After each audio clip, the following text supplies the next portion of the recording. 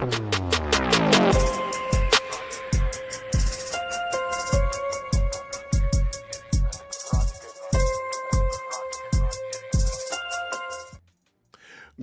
and peace, everybody. Good afternoon. We back up in here. We are in the building. Grace and peace to you all. Thank you to everybody who's already jumped into the best live chat on the internet. Welcome to everybody. Am I late? I'm late? What you talking about? Hopefully I'm not late. Hopefully I'm on time. Grace and peace, everybody. Looks like we have a full house already ready to jump in. Please make sure you get your bingo board because I'm pretty sure it's going to be a bingo board kind of night tonight. Let's go real quick while everybody's getting settled in. Make sure you hit your like button and go ahead and drop your like number in the chat. What do I got this week? Tonight. I got TPUSA. I don't like a claim without receipts. Military. Dock someone. Won't share yet. I feel. Patchwork theories. I just sense. Planes. I know, but I don't know. Not grieving right. We got that free space right there. Trust me, bro. Call out random country. Best friend. Tip line shout out. Betrayal. I added Allie to it and also added Erica to it. They, random person, please forgive me. Witness tree. Trump and Charlie. I'm pretty sure we're going to get Charlie. I'm pretty sure. Now, this is going to be the first time I've played Candy Rock Bingo that I have not had Kanye West on my bingo board. This is the first time. That's crazy. That's crazy. Okay, so shout out to Susan, a subscriber to the channel, sent me a link. I don't know what to do with this, y'all. This is a video of Kanye West getting forgiveness, asking for forgiveness from a rabbi. Like, I need more context to it, but I'm going to play it. No commentary or anything of that nature. I just want to bring it in, let y'all think about it. Maybe some other people can give me some more context to it. I was looking. I wasn't able to find more context to what's going on here. So anyway, and I couldn't tell, like, when was this? It looks like it's pretty recent, but let me bring it in. You all check it out. Let me know what you think. The Judaism, היא נתנה לעולם את התשובה. The Judaism brought to the world a way for someone when he regret about something that he has done wrong. היהדות חיה על התשובה. And the Jews live on this way of if someone did something wrong, you can regret and fix it. And the rabbi is hugging you and hugging everybody. And God willing, and from now on, strong things and good things, and only good. You are a very good man. Amen. That's blessed, man. Yeah, good.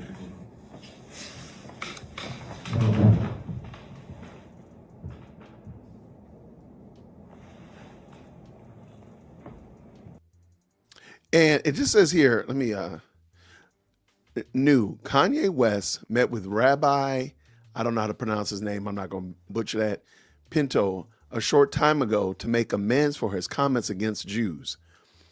I need a little bit more context to that. I don't know what all was going on. I don't know if it's AI. That's a great question.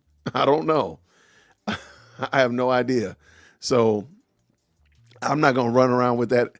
And I'm going to say that it's, again, I have no idea how to even gauge it. Like, what are we going to use as our barometer to determine if this is true or not? So I was looking around. I wasn't able to find it. That doesn't mean that there's not evidence. It just means I couldn't find it. So we'll just wait patiently and see what happens. If Candace starts coming unglued because her lowercase g God Kanye that went back to the other side, I don't know. We'll find out together. I guess we'll find out together. But thank y'all, everybody who's already jumped into the best live chat on the internet. I see that she's planning on going live at 5 o'clock. So we got about 20 minutes, give or take. So we might take a little bit of time and clean the palette, if you will. I like to do that. And I got a fun one today. I had planned a fun one, but the window closed out. So let me open it back up. Shout out to everybody who's in the best live chat. All right. I was watching a video from Tucker Carlson trying to explain why he had Nick Fuentes on. It was super interesting. I'll say It was interesting to say the least. Do I agree with him? I don't. But it was interesting. And maybe we'll talk about that this week before the weekend's out or something like that. My daughter just walked in the house. All right, let's get some Ami Kozak in here. Bring him in. Brother Kozak, good to see you, brother. Thank you so much for stopping through.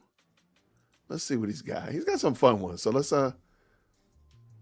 Candace Owens reveals more about leaked text messages. This is 3 weeks ago. I don't think I've seen this one. So let's give it a whirl. Let's go. Hold on one second. More. Green hearts in the chat when you can hear. All right, you guys, more receipts, more screenshots of actual text messages, this time from a supposed Jewish donor that was sent to another Jewish donor. And I have receipts. You wanted receipts? Well, I brought them. And we're going to expose the lies. So this was sent to me from a reliable source, and I will not say who they are because I respect their privacy, but it was from a Jewish donor, and read here what it says. It starts, "Hey, what are you up to?" Have I seen this one? What are you up to? What are you up to? What are you up to, AIPAC? What are you up to, Bill Ackman? I don't know. Maybe it's him. Maybe it's someone else. What are you up to? I mean, what are you up to? I mean, who talks like that? What are you up to? Who talks like that? Who texts like that? No human being, okay? No actual human being, real life person texts like that. What are you up to? Unless you're actually up to something. And we all know what that something is. What are you up to? Why would you ask that question if you're not up to something? The text goes on to say, NMU. NM. Okay, I grew up in the 90s, okay? I know NM, but today nobody says NM unless you're talking about Netanyahu Mossad. N for Netanyahu, okay? Mossad, U. This is obviously an abbreviation, a buzzword, a hint. And I don't know. Can we say it that it's Netanyahu Mossad? You, as in Netanyahu and Mossad are coming for you. Is that a threat? Is that a threat? If you dig deeper, the thread goes on to say, be back soon. Talk to you later. Be soon. I mean, it's so obvious. It's so obvious, you guys. It's so obvious. They think we're stupid.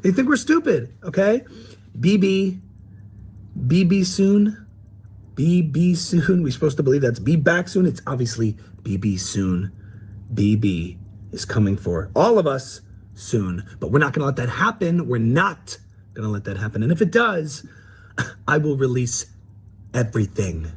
Every one of the threads like this that I have in my possession, and I will demand people send them to me. I will release them, or I will have somebody I trust, and I will have all of you guys release these. And I'll just end by saying, you're not going to scare us, okay?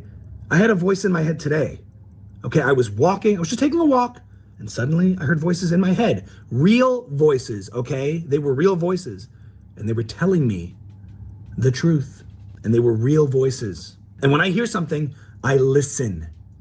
I listen to it, okay? We're not going to be intimidated. We're not going to be scared. We're not going to hold back. We're going to speak the truth.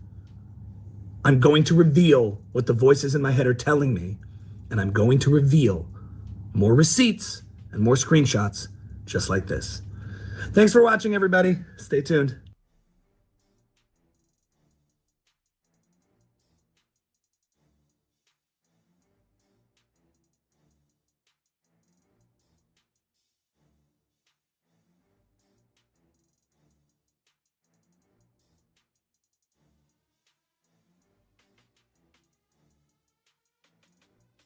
Shout out to Ami. Let's go with his Tucker Carlson. I know we've seen this one. I know. But let's just real quick. We got to clean the palate, y'all. We get ourselves ready in the right mind frame in order to take in all of what Candace. Wait, Candace exposes Hulk Hogan? Oh, no, we've never seen that one. Now, that I know we've never seen. Okay, I'll come back to Tucker. We got to see Candace exposes Hulk Hogan. This is going to be crazy. All right, you guys, this week, another mysterious death, mysterious passing away. Hulk Hogan, the famous wrestler, the family is claiming it was complications from a surgery. We don't know that yet. That has not been verified. But we wanted to look further into the story of Hulk Hogan. Who was he? What a lot of people don't know is that Hulk Hogan was originally born Hulk Hoganstein. You guys, Hoganstein? I will let you figure out the origins of that name. Why wouldn't they want to tell us? Why wouldn't they want to tell us that? Why would he change his name? Why would he do that? Was born to a, not going to say it, Zionist family, potentially. We don't want to say it. For those of you who watched WrestleMania in the 90s, when I was a kid, you would notice that Hulk Hoganstein would very often tear his shirt. Anybody know where that comes from? If you dig deeper, come to find out, there's a group of people, we're not allowed to say who when they lose a loved one at the funeral, they ritualistically tear their shirt. Can't say which people do this, but if you've ever been to a Jewish funeral, especially an ultra-Orthodox or Orthodox funeral, they tear their shirts. You guys, I don't know why you would do that. I don't know why you would do that. It's just a waste of time and supplies. Call it a cult-like ritual. I don't know. We're not allowed to ask. You guys, this is certainly bizarre, and some would say satanic, but we can't talk about that, right? Hulk Hoganstein obviously trying to tell us something. Crazy. Now, of course, the question remains, you guys. What was the gender of Hulk Hoganstein? Do we know he was a man? Because while we all saw him tear his shirt, did he ever tear anything else? Did he ever rip his Speedos? You guys, one has to wonder why. Now, Hulk Hoganstein was a member of the WWF, later on changed to the WWE. I know a lot of people think this is the World Wrestling Federation, but what about the WWE? What about the E? If you replace the E in WWF, you get WEF. Hello? World Economic Forum. Now, a lot of people don't know this, but the head of the WWF in the 90s was a man by the name of Vince McMahon. And Vince McMahon had an accountant named Moshe Bernstein, who also happened to be Jewish and contributed a great deal to Israel. You guys, I said it. Okay, Vince McMahon had an accountant who was a Zionist Jew who visited Israel numerous times and gave money to Israel to carry out the disgusting policies they're doing today. Okay, you may be asking, how does this tie in to Hulk Hoganstein? Well, if you look further, you find out that Hulk Hoganstein also had an acting career in Hollywood, which is, let's face it, disproportionately run by Jewish people. He appeared in a film called No Holds Barred, which is clearly how the IDF operates. We know that. After that, he was in a film called Suburban Commando. You guys, if this isn't the military-industrial complex at work as early as 1992, I don't know what is, okay? Oh, they think we're stupid. They think we're stupid. You guys, they think we're stupid. Hulk Hoganstein was known for certain phrases like, what you gonna do when Hunkelmania runs wild around you? All over you. Hunkelmania. Uncle Mania? Sound like a cult? Sound like a hostile takeover of young people in the 90s? Sounds like it to me. He would also start every sentence with, let me tell you something, brother. Brother. If that doesn't sound like supremacy, Hulk Hoganstein was trying to build a cult following around WrestleMania, funded by Vince McMahon and his accountant, Moshe Bernstein, that could send money to Israel to create an army of men who were completely emasculated, okay? These weren't real men. They would waste their time. They weren't productive. They wouldn't get married. It was meant to propagandize young men to simply watch wrestling, okay? We're not going to let them get away with it, Hulk Hoganstein, and I will call you by your real name. Let me tell you something, brother. We see you. We're not going to let you get away with it, whether it's the WWF, the WWE, or the WEF, World Economic Forum. We see what's going on. We're not stupid. You guys, I said it, okay? And I don't care what backlash I get. I will speak the truth. All right, guys, tune in next week when we uncover the truth about MMA and Dana White. As many of you may not know, the MMA actually stands for More Mitzvot Association. And we'll talk about that next week. Bye, you guys. Hey, by the way, if you put up with that, you can use Ami on your bingo board if you're playing bingo. So I got military, I feel, I also got patchwork theories. So okay, I am gonna play the Tucker Carlson one. Somebody said, please play the Tucker one. I'm gonna play the Tucker one, but this is my request. I got half of we got 300 people in this live, 269 to be exact. Can I get 130 likes though? Can a brother? I got 91 likes. Can a brother get some likes while I'm doing this? I'm taking one for the team. I'm bringing Ami back. Help a brother out. All right, let's bring Ami back up in here. Let's go. All right, this is a Tucker Carlson one. Tucker Carlson on Christians in Israel. Oh my gosh. So how are Christians doing in the Holy Land? Like, what's the situation? You know, what a lot of people don't understand is they think Hamas is some terrorist organization. They're just a resistance movement. When they drag their own people through the streets and put their dead bodies on their family's doorstep because they're collaborators with Israel, I mean, they're resisting. I mean, last time I checked, treason is a crime. I mean, it's a crime in this country, and you get the death penalty. So I just don't understand the difference, really. I don't. And look at what happened with the Nova Music Festival. I mean, the music was incredibly loud. It was EDM. And this is loud music. It's very disruptive. Yes, very loud, like really loud. I mean, and it could damage your ears, like severely damage your ears. Exactly.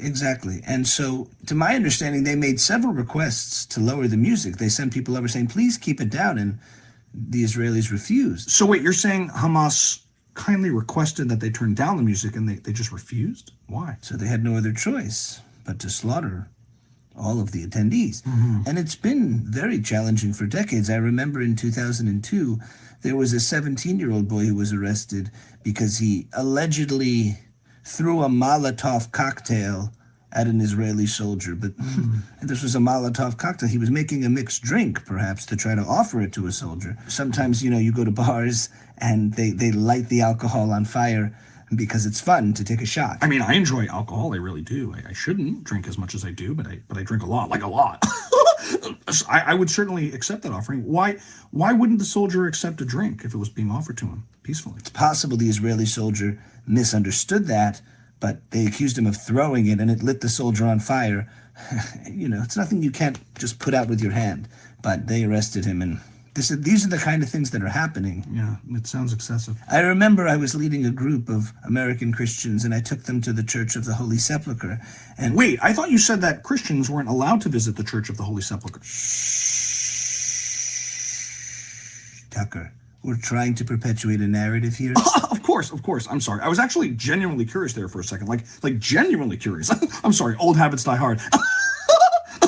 Play along, okay? You were saying, I'm sorry, continue. In Israeli society, the Christians are completely oppressed. I mean, you're a Christian. Clearly you're a Christian. Why don't they let you be a Christian? I don't understand. There's no freedom of religion. There's no freedom in our society to live as we'd like to live and worship as we'd like to worship. And have you been able to convert anybody in the West Bank to Christianity? Pass. What's that? Hard pass. Next question. I love that. So I guess my last question to you, and I think where a lot of Americans and people in the West would be confused, is that we've seen a massive decline in Christians across the Middle East, in Egypt, Lebanon, Syria, Iraq. Even in the West Bank under the Palestinian Authority, we've just seen decimated communities, completely gone. And Christians just persecuted and slaughtered en masse across the world. And so I'm just wondering, what are your thoughts on that?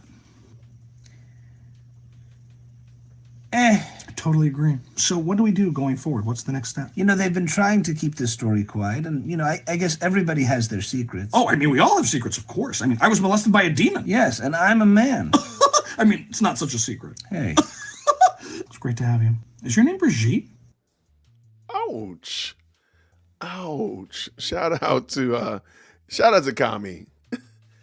What I call him, Kami? His name's Ami Kozak. Why do I call him Kami? Y'all, oh my gosh. I'm gonna get hit for that one. Oh my gosh. Shout out to him, man. Okay, real quick. Do we got time? We got time. All right. Does he have another good Tucker Carlson one though?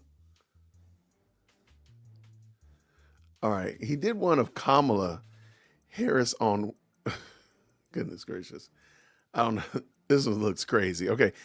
Last one. I'm in timeout. Man, I'm in my own timeout, man. It's messed up. Okay, I didn't mean to do them like that. Y'all forgive me. Y'all got grace for me. And because of that, we're gonna watch Kamala Harris. I don't even want to say this. All right, let's go. And so, I mean, my best friend from kindergarten is still one of my best friends, all right? So, yeah, Stacey Johnson. Johnson.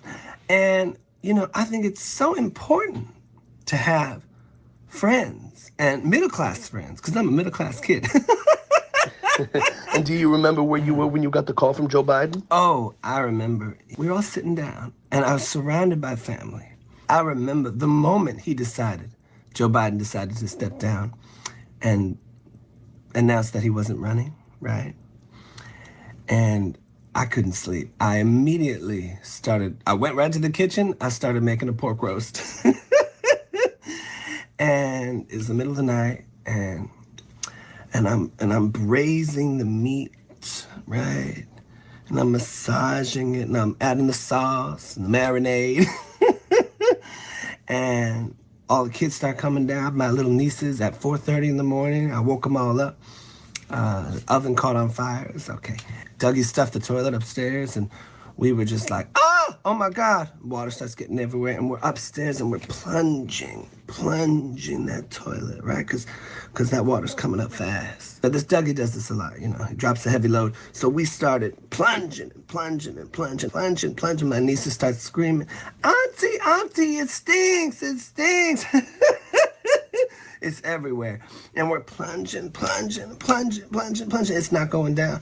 I took a hammer. I started bashing the pipe in the back. And then my best friend Stacy showed up. And she was able to plunge because she had my back. It went down a little, started coming back up. Then the oven went off. Boop, and then we started doing a puzzle, right? And that's when I got the call from Joe Biden. Wow. It's quite an ordeal. And I am unburdened by what has been. Uh-huh. Is it Jackson?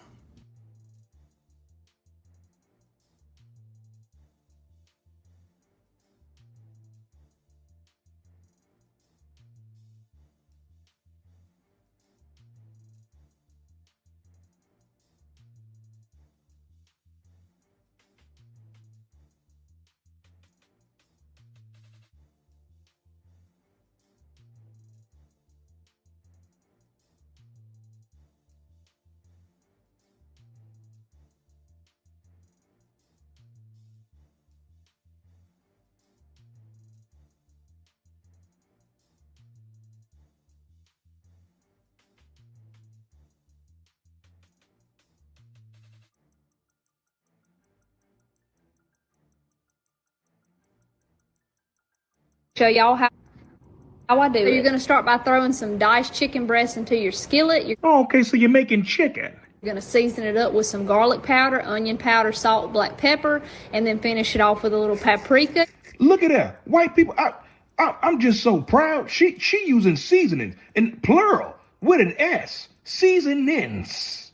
You're going to let these cook until they're done, so that should take about 7 or 8 minutes. And in the meantime, you're going to take your frozen garlic toast, place Chicken and garlic toast. We ain't gonna make nothing else. We just gonna eat chicken and bread. I mean, nothing wrong with that, but just chicken and bread. that on a baking sheet. You're going to add some shredded mozzarella cheese and top it off with some of that cooked chicken. And then you're going to loosely cover. Oh, okay. So she putting it on top of the. This with some tin foil. You're going to let this bake at 400 for about 10 to 15 minutes until the cheese is melted. And while that's baking, we're going to make our sauce. So you're Wait, what kind of sauce? going to throw a little butter and olive oil into That your puppet is skillet. You'll hilarious. let that melt. Then you're going in with some heavy whipping cream and a couple handfuls of shredded Parmesan cheese. Wait, so she making Alfredo sauce? Well, where the pasta noodles at? That's what I was thinking. You'll let this simmer on low until all the cheese is melted. And by then, your garlic toast should be done. So you'll pull that Sweet Southern twang Jesus, she just made chicken Alfredo garlic bread.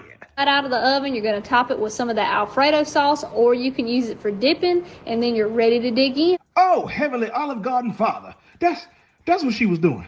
Huh? You and that singing, please. You have to say please. I was going to do it anyway. I'ma get comfortable to eat something I never ate before. Whoa, whoa. Hey, it's not the usual. It's garlic bread with chicken Alfredo. Ma'am, give me 2 of those. You know what? I reckon I ought to put 3 of those on my plate. Lord have mercy. Shout out. Shout out to Christian Johnson. We got our palates clean. We're ready. If you're playing bingo, please go ahead and make sure you got your bingo board. Let me see. I feel good about this one. I got mine ready. I'm feeling positive. I'm feeling positive tonight, ladies and gentlemen. And I feel like I'm not gonna have to cheat. I feel like I'm not gonna have to, stack the deck. But we'll see what happens. We'll see what kind of shenanigans we get into. Real quick, your girl is over there doing whatever she's doing. Pray for her. I honestly don't think she's going to mention Erica Kirk. I'm going out on a limb. I'm feeling like I don't think she's going to mention Erica Kirk tonight. I don't think so. I know that's crazy. And you know what? I'm gonna put all my chips on that one. I don't think she's going to say much. I don't think she's going to say anything about it, because the goodwill from last night, if you just go back and read through Twitter, read through the comment sections, read through lots and lots and lots of people are feeling Erica Kirk right now. She would just look too bad. She would just look too bad. And she's already collecting L's all over the place with like doxing that young guy with the hoodie on at the school, and what she said about what has been revealed on Twitter about how TPUSA actually does go about planning their events in the future. Is not a good look. I think she's collected a lot of L's. She's trying her best to get over it. So she's going to talk about how she is the #1 podcast in the world, of course. But like I said, Candace Owens is an IQ test. So, I mean, just saying that you support Candace Owens or watch her regularly on a regular diet, that's an IQ test, really. So I think she's going to try to stay heavy on that side, collecting that W, because you got to give her the credit for that. But I don't think she's going to talk about Erica. So that's me. So if she doesn't, if she does, I will be very surprised, because it just doesn't seem like that's in her favor right now. It's not in her, that conversation is not in her favor, in my opinion. But I can be wrong. If you want to play bingo, here's the, where is it? Did I just see it? I did see it, but I thank y'all. Okay, well, the moderators have put the link in here for the bingo board. If you want to play bingo with us, grab yourself a bingo board. I saw it a moment ago. I just saw it. And it jumped up past me. Thank you so much for the very kind supers. What we got here? He's copying Candace's speaking style. Absolutely. He's right on the money. Ami was right on the money with that. Glad she's proud of herself for reaching #1 based on grifting off of your friend's murder. No shame. Shout out with the $5 super Stephanie. You are right on the money. You are right on the money. It's kind of embarrassing, but it is what it is. Let's let her. We're gonna be here to make fun of it. Don't you worry about that. We will make fun of it. All right. So thank you to everybody who's already jumped in. Thank you so much to the moderators for keeping me right. And for whoever it was that just texted me and told me that I was muted, I'm just going to stop muting myself. That's just it. There's just too many steps over here, and I'm just messing it up. I'm messing my own thing up.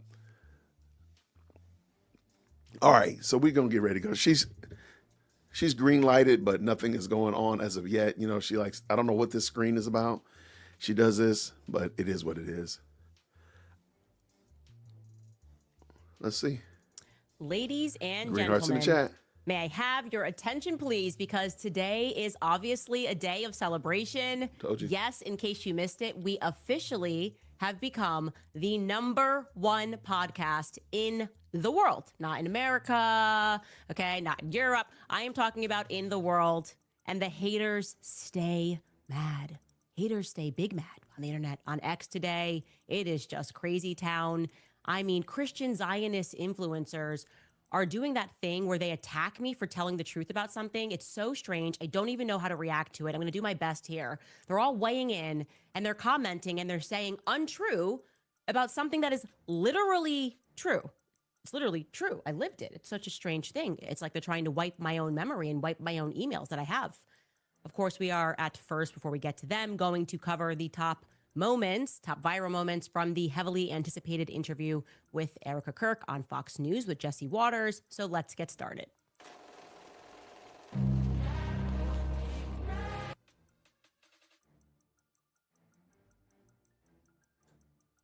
I was wrong, y'all. I was wrong. There you go. Let's go. He said, Okay, first things first.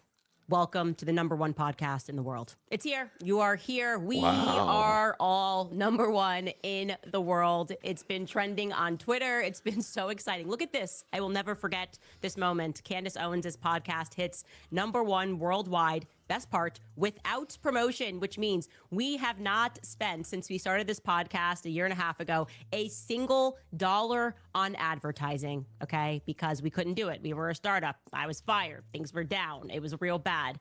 And yet we are the #1 podcast in the world. Grok summarizes it this way. I'm going to read it. Conservative commentator Candace Owens announced on Thursday that her independent podcast, Candace, has reached the top global ranking according to Podscribe data, following her 2024 departure from the Daily Wire. She credits the organic growth to criticism, legal challenges, including a defamation lawsuit from French President Emmanuel Macron and First Lady Brigitte Macron, and her small team's resilience. Owens attributes the milestone to divine intervention amid ongoing media attacks. Fact-checked. It's just true. All of it's very true. I am so excited. I would like to thank everyone but the Academy, because the Matrix hates me. I will never win any more accolades, probably never be invited to a red carpet event, but that's okay because I've never been happier. And there are so many people to thank. It is true. We must thank Brigitte and Emmanuel Macron for that ill-advised lawsuit. Obviously, I feel like that ripped a hole in reality and made things even more global than they already were. I'd like to thank Kanye West, formerly Kanye West, he is now Ye, for the song Power, because the song Power really made me recognize that you have to stop listening to your haters. You also should recognize that you need the haters to inspire you to keep going. When somebody tells you you can't be something or you must be something, you have to stand up for yourself. You have to have the courage to say, I know the crowd is doing this, but I'm not doing it. And that was me when I no longer wanted to do the pro-Israel thing. Of course, as always, I thank Ben Shapiro. I thank Jeremy Boring. I thank the direction of travel, and they realizing it before I did, that I should be fired. Thank you for firing me. And thank you for the publicity of the firing. Andrew Clavin, Christ is King. Thank you so much. You are a hero in my book. Tucker Carlson, I don't know. I feel like I should thank you because a lot happened because people thought that we were plotting behind the scenes and we never were. And thank you, Tucker Carlson, for the weeks that I get off when the media is attacking you instead of me. Now it's kind of together. It's Tucker Carlson and Candace Owens, but thank you. I want to thank Australia. We see you, Australia. Tony Burke, thank you for banning us from an entire country, even though I didn't do nothing. I literally didn't do nothing, but I'm banned. And guess what? You got to hear me anyways. Ha, ha, ha, Tony Burke. Okay, but in reality, also, obviously thanking this incredible team, very small. It has stayed small. There's just 4 of us that work on the actual podcast every day. Savannah wearing a ton of hats, Chris in editing, Mark mansplaining, and also being our director, Skylar, the producer, who has to deal with my insane text messages all through the night because my brain is running a million different ways. It's just a really tiny little engine that keeps going. And so that's why we are actually resilient. We do need to hire more people. And you guys still are not getting a window in there. I just want to be clear. I don't want them to get too excited. There will never be any breathing room in the control room. And yeah, obviously, it's been a tremendous year, and mostly thankful to my husband for figuring out how to operate an entire podcast business. I don't know how he does it. I don't know how he deals with things. He doesn't have time to even watch the show, and he's just constantly putting out fires.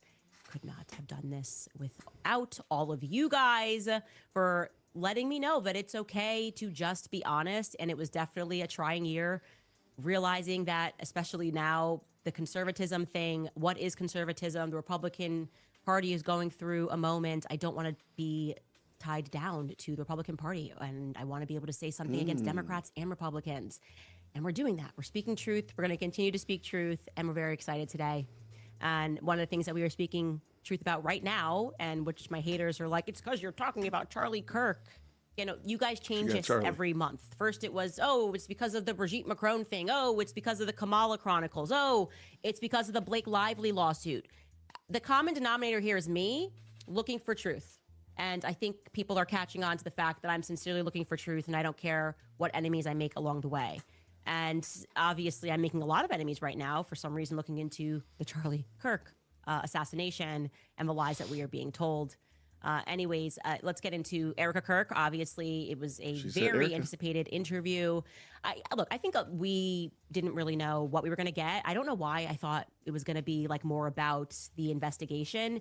And obviously, in retrospect, that's not what it was about, because it's Fox News, and Fox News is not going to do this like heavy investigation. It was kind of more giving her a platform to speak about how things have changed for her, how things have changed for Turning Point USA, but it's like being at the helm of the organization. What are her thoughts about what that organization is going to look like going forward? And I'm speaking about Jesse Waters, who hosted this discussion, also trailed her at the event that she did with J.D. Vance at the University of Mississippi. Now, people around the world obviously have been moved by Erica's commitment to her Christian faith, the strength, obviously, that it takes for her to look after her kids, to look after herself, plus to steward this massive company, all while she's grieving, right? And that's kind of one of the things that stood out the most to a lot of people.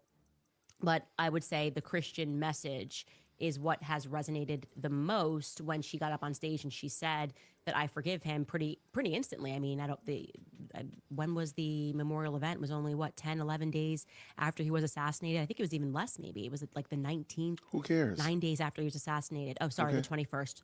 Mansplained in my ear. Thank you, Mark. So Jesse asked her about the harder moments that she has encountered becoming a widow. And she shared that nighttime is the hardest. She also shared her experience with the emotions of being a widow compared to the emotions that other widows may experience when grappling with sudden loss. And here's what she had to say. Take a listen. It's so easy to be in a position of feeling regret when you lose someone you love. And I tried to read a book by C.S. Lewis because he lost the love of his life. He was only married to her for 4 years. I think it's called A Grief Observed. And it was a very hard book to read. Not because it was about grief, but because in the opening pages he talked about how angry he was with God. And I've never felt that. I'm not angry with God. Never have been. Never have I questioned, why, Lord, are you putting me through this? Why are you testing me? Why are you? Because God is so good and he's so sovereign. And I know he uses everything, even what the enemy meant for evil. And I have no regrets. So when I saw this moment, I was just thinking about myself and my a lot of emotions and grieving that I have experienced and all the emotions that I've shared with. When are you not thinking about yourself, Candace? Okay, I don't know why that made me laugh so hard. When I heard this, I was thinking about myself. Ma'am, you're always thinking about yourself. You have main character syndrome on crack cocaine and steroids. I mean, good gracious. And intergalactic. My word, when are you not thinking about yourself? Oh, gosh. Okay, that was not supposed to be that funny. Wow. You guys and the anger that I have felt. And I want to be very clear that I am not that example that she is giving. Like We know, because she's a I could have Christian. never, and I know that so many people agree with this, I could have never forgiven Tyler Robinson for whatever part he played in this. And obviously I'm saying whatever part he played in this because I don't believe that he was the lone person involved. I don't even think he's the person that killed Charlie Kirk. But even if you believe all of those things, I never could have turned around and forgiving him that quickly, right? Who cares? And I have not even processed. I definitely, when I prayed about this, asked a ton of questions to God. And yeah, she is absolutely right in what she is saying. And she is delivering to us what the biblical teaching is on these matters. What is the biblical teaching? But I could. Hey, Candy, what is the biblical teaching? I'd like to know. Like book, chapter, verse, in context. What is the actual biblical teaching that Erica? I don't know. Maybe Erica's just made it up out of whole cloth. I want to know, what is the biblical teaching, Candace? I'm still laughing about her making it about herself. Not feel that way. And so I was questioning myself, listening. It's like, what is wrong with me? You're not a Christian. What is wrong with me? Why am I not able to get to forgiveness? Why am I not able to, or why am I rather questioning and asking why, and why doing this to somebody so I know young? why. I mean, even my dad, by the way, was so impacted. He met Charlie a couple of times, but he was so impacted by Charlie's assassination that it made him go, I want to be, I remember my dad said this, like, I want to be a better grandfather and a better father, because I look at myself and I'm older and I haven't lived a life anywhere near as admirable as Charlie has lived his life. This is, my dad literally said this to me on the phone. And it makes me feel like, why him? Why did this happen to Charlie Kirk?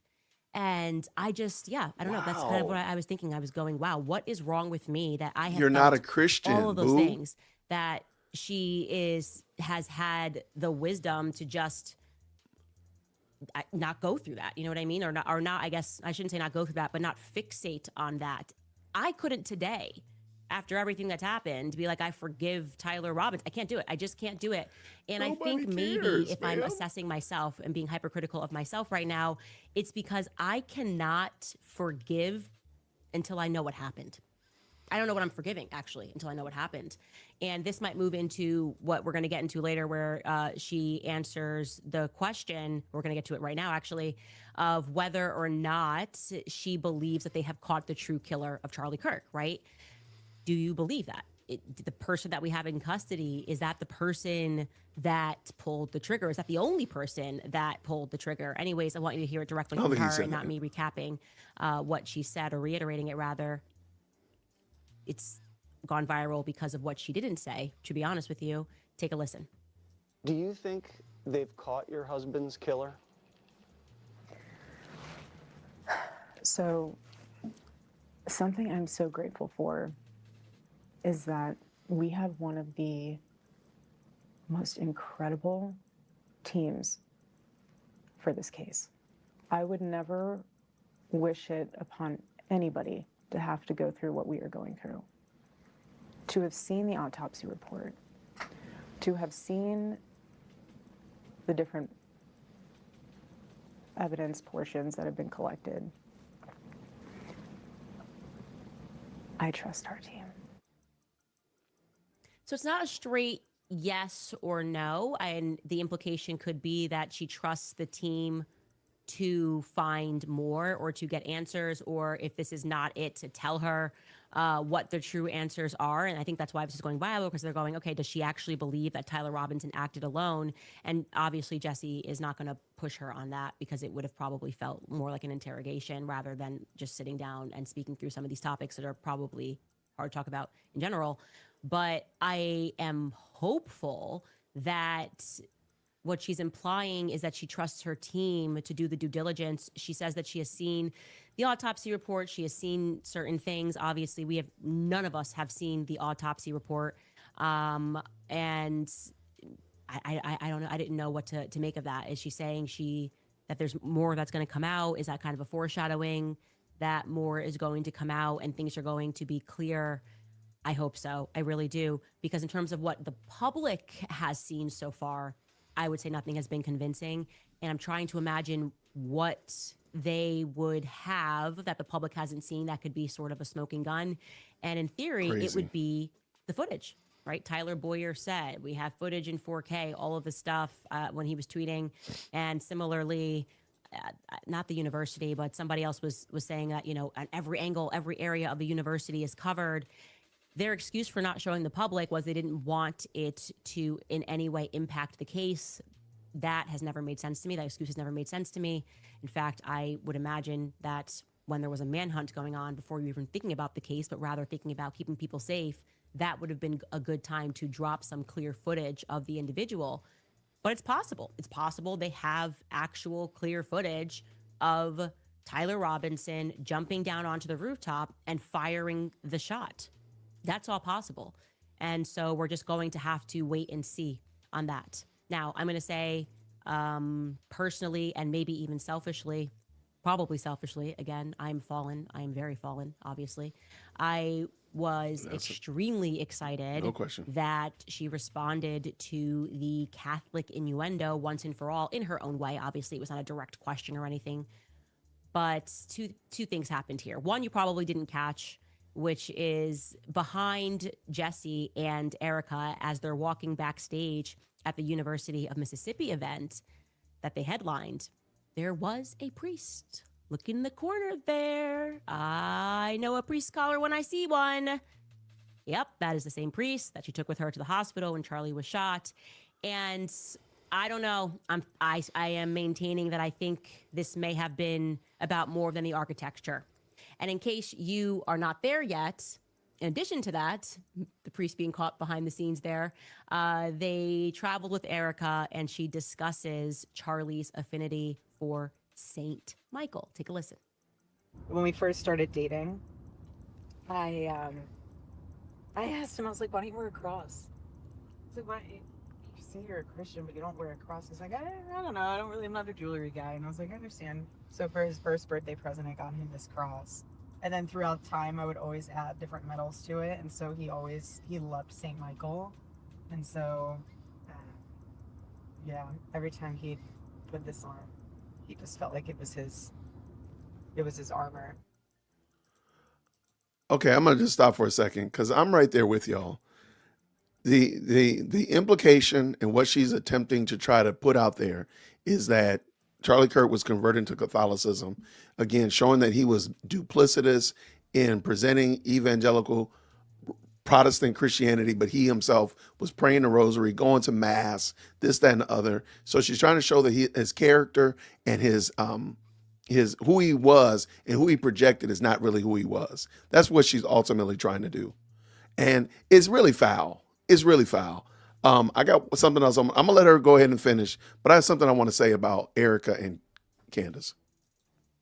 Are we done here, guys? He felt like St. Michael was his armor. Okay. Now, I wanted to point that out because in retrospect, I get more and more just amazed and upset at how vicious and cruel and unnecessary people are. Just all of the videos people made when I wasn't even mentioning it as a big deal. I was doing a tribute video to Charlie and being like, we were all hoping that he was going to take the step and become Catholic, gave no details. And the next thing I knew, Operation Christian Zionist Influencer was, while I was in a state of trauma and grieving, coming after me and saying that it wasn't true. And I don't think any of them have made videos since clarifying that no, Candace seems to have been telling the truth. Because you're not. Who cares about the truth when you can just like dunk on Candace? But I thought that was a very... Okay, I got to stop. It is adorable because Candace is the absolute queen. Candace is the absolute queen of when you're found wrong, don't say anything. When you're found wrong, double, triple, quadruple down. Because this is double and quadrupling down right here in 4K. Because as somebody pointed out, Lutheran pastors also wear those. And I'm pretty sure Episcopals and Methodists also, Presbyterians don't, but there are other Protestant pastors and leaders that wear those when they're out in public. It's a matter of fact, a lot of them, when they go to prison ministry, they do that. So this is really stupid. And she knows, and this is the thing I want to point out. Let me just bring out what I want to point out. Candace knows that people talk about her. Now, before, remember she said she doesn't really listen to her haters. All she does is talk about her haters. All she does is talk about people who detract. She rarely talks about people that support her. They just get a passing glance. But everybody who speaks against her, they get premium seating. They get premium upfront 4K exposure because she really does care what people think about her. She does. I'm telling you, Candace Owens is an IQ test. But this is the last thing I want to point out to y'all. This is the thing I want to point out to y'all. Notice Candace doesn't mention that she actually interacts with Erica on her own. Notice she found out everything about Erica on the video just like we did. So that gives me a good indicator that she doesn't have a relationship with her. She doesn't talk to her. She doesn't have any kind of affinity toward her to even reach out to her as a grieving woman and a mother that's concerned about her. Nothing. Not a bit. So everything she's getting from Erica, about Erica, she's getting the same way we are from online, not picking up the phone, calling her because she doesn't have a relationship with her. That goes back to where I said on Monday, I really believe the issue was Charlie Kirk found out that Candace Owens wasn't a Christian, and Erica says she don't really like her, and that's how they ended up jettisoning her. And of course, all the backlash from the failed Nazi comment, the failed art student comment, and they just kind of pushed her out of Turning Point. That's how she ended up getting kicked out of Turning Point. I don't have a way of verifying it, but that's what I believe. Let's bring this back in. Let's get done with this. Let's go. Very natural way to kind of respond to it. And, you know, she's probably not going to give us any more because she doesn't have to give us any more. Like I said from the beginning, he didn't convert to Catholicism, but it's just kind of okay for us to tell the truth about where he was at on his spiritual journey. I don't know why that's a big deal at all, outside of just hating Catholics, which is what I am receiving a lot of that as. And there's just been so many lies that have been told, and we're going to get into more of them later. And the frustration that I have with people who purport to care about Charlie, why they peddle ridiculous, tiny lies. Doesn't make sense to me. Anyways, but keeping with Erica's interview. I'm going to pick a fight then because, you know, it's my show. I like to pick fights. Hey, Candace, how does Charlie get into heaven if he's not a Catholic? Yeah, just something to think about. How does one get into heaven if one is not a Catholic? Because you can only be saved through the church. So wouldn't that mean that Charlie Kirk is burning in hell or in purgatory at least? Just something to think about. Maybe I'm wrong. Maybe I'm wrong. Tell me how one gets into heaven outside of the church. Maybe that's why you're trying to make that big push, because you don't want to sit there and say that Charlie Kirk is in heaven and you know that he wasn't a member of the Catholic Church. Maybe that's why. But I'm just here to pick fights. She was asked directly, and this is probably the most viral moment from the sit down, about how she personally feels about the conspiracy theories that are circulating regarding his murder. And here is her answer. There's other theories swirling around about Charlie's assassination. Right. How does that make you feel? When everything happened, my phone died and became a black hole. I just didn't turn it on for weeks on end. I've intentionally insulated myself because I need to guard my heart, and I need to be there for my kids, and I need to be there for Turning Point. And what I've realized through all of this is that everyone grieves differently. Everyone is trying to figure out, and I don't blame them, how does this happen? How does somebody become so radicalized where they can justify this in their own head? We just lost one of the greatest voices of our generation.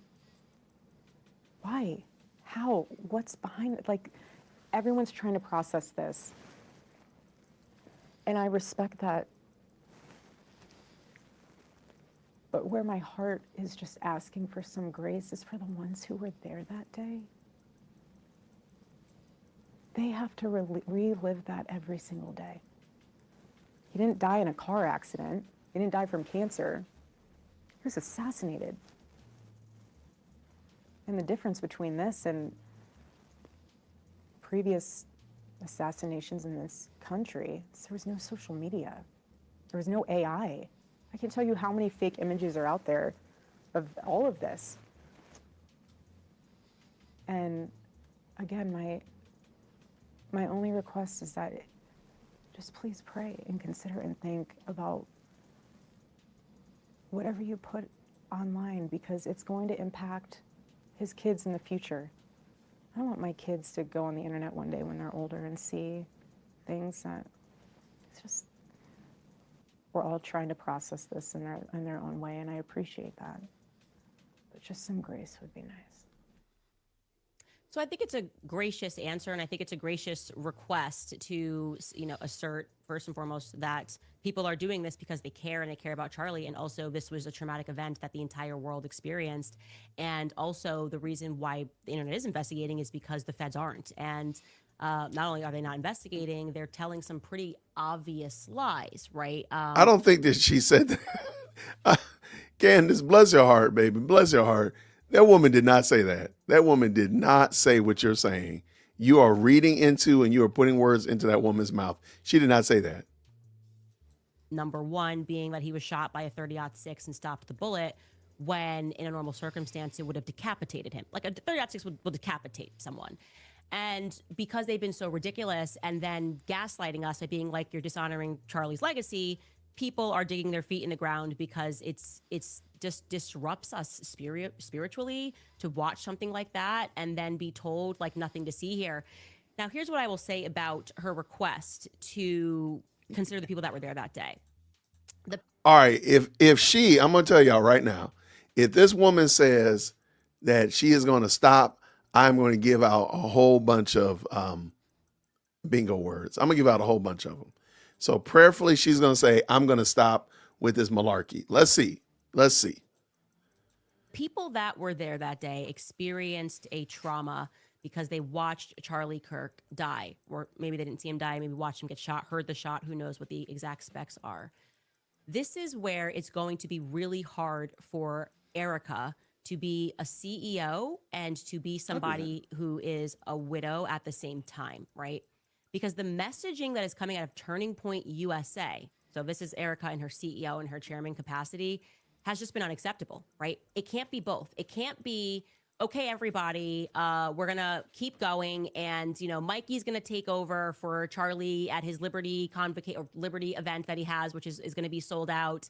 And Turning Point USA people who are directors of faith, they're going to be telling you, like, Mikey's got what it takes. Here's what, blah, blah, blah.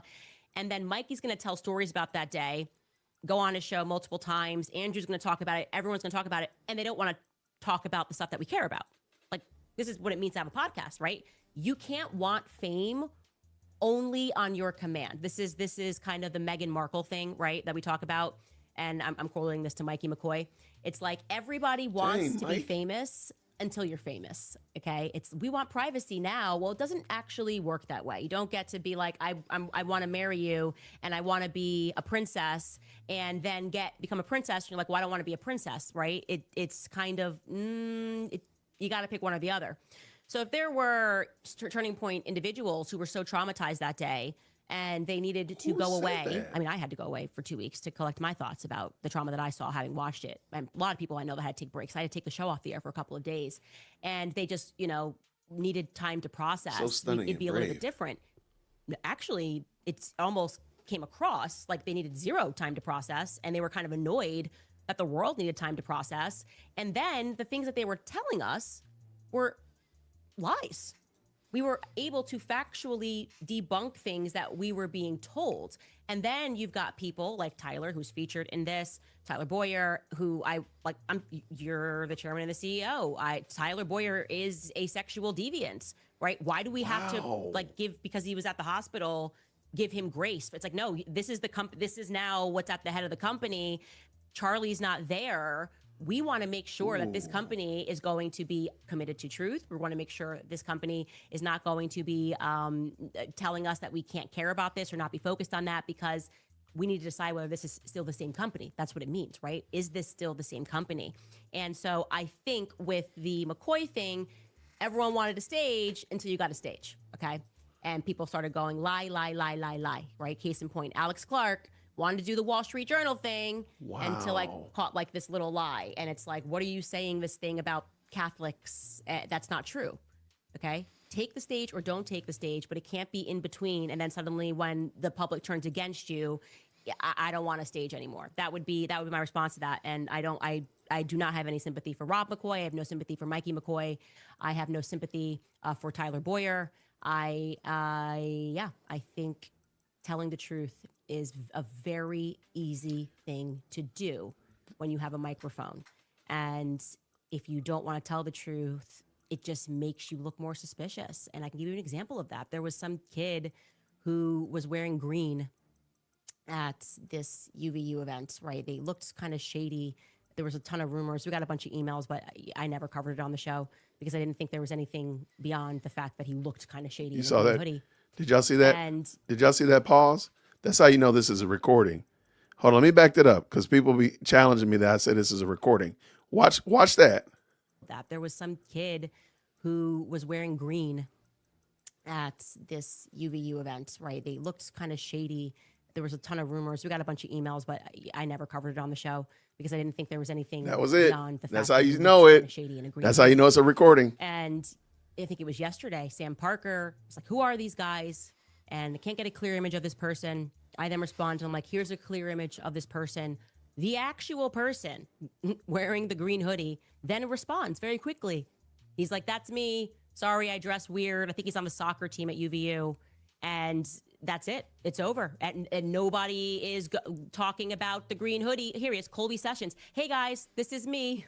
My teammate and I were just on campus to get food and stop by the event. We always wear silly stuff like that. Sorry guys." That's it. How easy, right? How easy. He's not like, "I'm a victim. Call a lawyer. I can't believe somebody asked a question. I can't believe there's interest in this event where an assassination took place." No, people are. Notice again, she's not going to say, "Hey, I was wrong." Nope. Nothing like "I was wrong." Nothing like, "Hey, I made a mistake." She just says, she's going to gloss over it. She's not going to admit that she's wrong.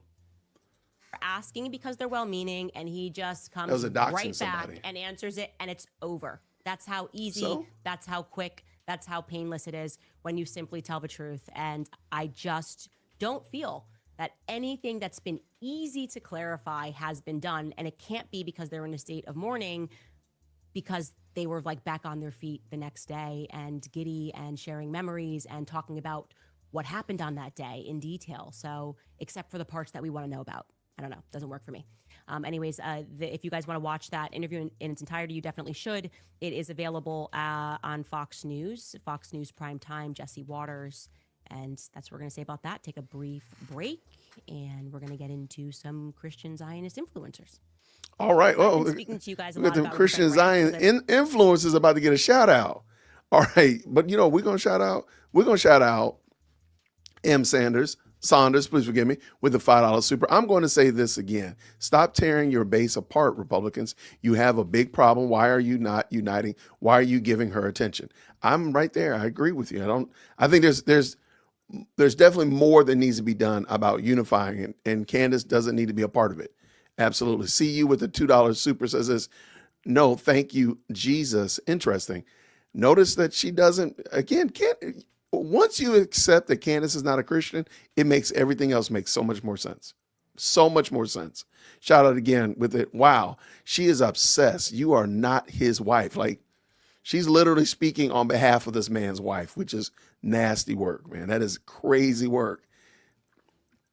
Jay Lynn up in here with the $2 says this: collars aren't only for Catholic priests. I'm like, I don't even understand why. Why does that have to be said? I mean, why? I know some very good Lutheran pastors who wear that, and they're not Catholic by any means or measure. But, hey, Candace is going to just do whatever. Candace, like I said, she's an IQ test. So if you follow Candace and you believe her, then that's you already know what your IQ is. Didn't Erica grow up Catholic? There's no surprise there may be some overlap. I'm a Christian and I also love the saints. They were real people, real Christians. I'm not going to argue with you. Thank you so much for the $10 super. And to me, she's trying to make it an issue, but say, oh, well, see, I'm not making it an issue. When she said, like, he was converting to Catholicism, he was praying the rosary, just make the last step. You're too smart to be a Protestant. So she knows that she's making it she made it way more than that. So she's like, oh, why are these people attacking me? Because you said that. That's why. Shout out and thank you so much for that $10 super. Eric says this, I wish we could see into the spirit world. I would love to see what Candace's spirit looks like. I don't want to see it. It's probably nightmare fuel. Thank you so much for the $5 super. It's probably nightmare fuel. Let's just be honest. Phantom up in here with that $5 says this, I wear a collar and I'm a Baptist, and that was not a crucifix. That was a cross with a Protestant cross. It was a Protestant cross. Absolutely. It wasn't a crucifix. Thank you. That's another good point that she had in her hand. Sure, he had the medallion of Michael on there. Okay, got you. And I disagree with that, but it wasn't a crucifix, so you can't say that it was that. And yes, I know Baptists that wear this. Thank you. Why hasn't Candace been asked about her relationship with Erica or the last time they spoke to each other, which I think is a beautiful question, and we're not going to get that. Thank you, Ruben, so much for the $5 super and supporting the channel. We're not going to get that because nobody asked that question. Do you actually have a relationship with this woman? Do you actually engage and conversate with this woman? Do y'all text back and forth? Do y'all call each other? Have you been out there to visit her? I mean, for crying out loud, you went to where you and her husband used to go fishing, but you didn't go visit her. But that doesn't sound weird. Okay. All right. Perfect sense. That man, it makes perfect sense to you. It makes perfect sense to me. CU comes in with a $2 super. Erica asked for grace, not the people she mentioned. Erica asked for grace, not the people she mentioned. Okay. I'm right there with you. Thank you very much for that. And where we keep this going. Mo 3 with the $5. She did not mention Erica saying McCoy called her in seconds of the shooting, which is another great point. There's a lot of key points in that interview that Erica clarified a lot of the foolishness that goes on over here, and she just totally jumped over it, totally skipped it. So I know she's going to be talking about the planning in a moment. So we're going to jump on that, and we're going to talk about Phantom with the $5 super. Says this. How about the 12 Israeli students? That's another great one. She's going to apologize for that. A college of 40,000 students and students from 70 countries, 12 Israelis. Shout out. I didn't know it was that big a campus. My gosh, that's a huge school. Shout out and thank you so much, Alexis Durham with the $5 super. She says it's not a big deal in regards to him being Catholic or not. She is the one that brought it up. You can't make this stuff up. You cannot. She just says stuff. I don't even think she cares. And her audience, as I said before, Candace Owens is an IQ test. I'm just telling you right now. If you run after Candace Owens, you know what you're getting. Let's get back to this. Let's go. Back forth that I had with Allie Beth Stuckey. Shout out to Allie. I'll start actually by saying some nice things about Allie Beth Stuckey, because one of the things that I am working on is being a lot more measured when I'm ticked off about something. And I realize that this particular subject is just, I just instantly want to go claws out. And there's a lot of great things about Allie Stuckey. I've actually worked with Allie Stuckey at various events. Allie I've in the spoken to Allie chat. Stuckey. She's been on my podcast multiple times. She's been a panelist back when I was on the Daily Wire. I'm referring to, she debated my husband before I was Catholic. They had a very good sit down, and she's always been very kind. Behind the scenes, I will always tell you guys, if there's tea, there actually isn't any on Allie Stuckey. She's always been a very lovely person. And especially because when I was first coming into the industry and people were dunking on me for all sorts of things, she actually hosted me on her show and had a conversation. So make sure that y'all remember that she really has no problem with Allie Beth Stuckey. Remember that, because I got this feeling she's going to forget that she said that. So we might need to remind her that she said that there's no problem with Allie Beth Stuckey, because I got a bad feeling, y'all, probably in about 6-7 minutes, she's going to have a problem with Allie Beth Stuckey. Rather than just kind of joining the choir. So yeah, I am not addressing this because Allie is a bad human being. I'm addressing this because she has been addressing me, actually, subtly, subtweeting these sorts of things. And I feel like it's fair that when people engage in that sort of behavior, that I get to respond. Somehow people are allowed to talk about me, and then when I respond, some people will suddenly be like, I stand with so-and-so. I'm like, what are you talking about? I'm just answering someone.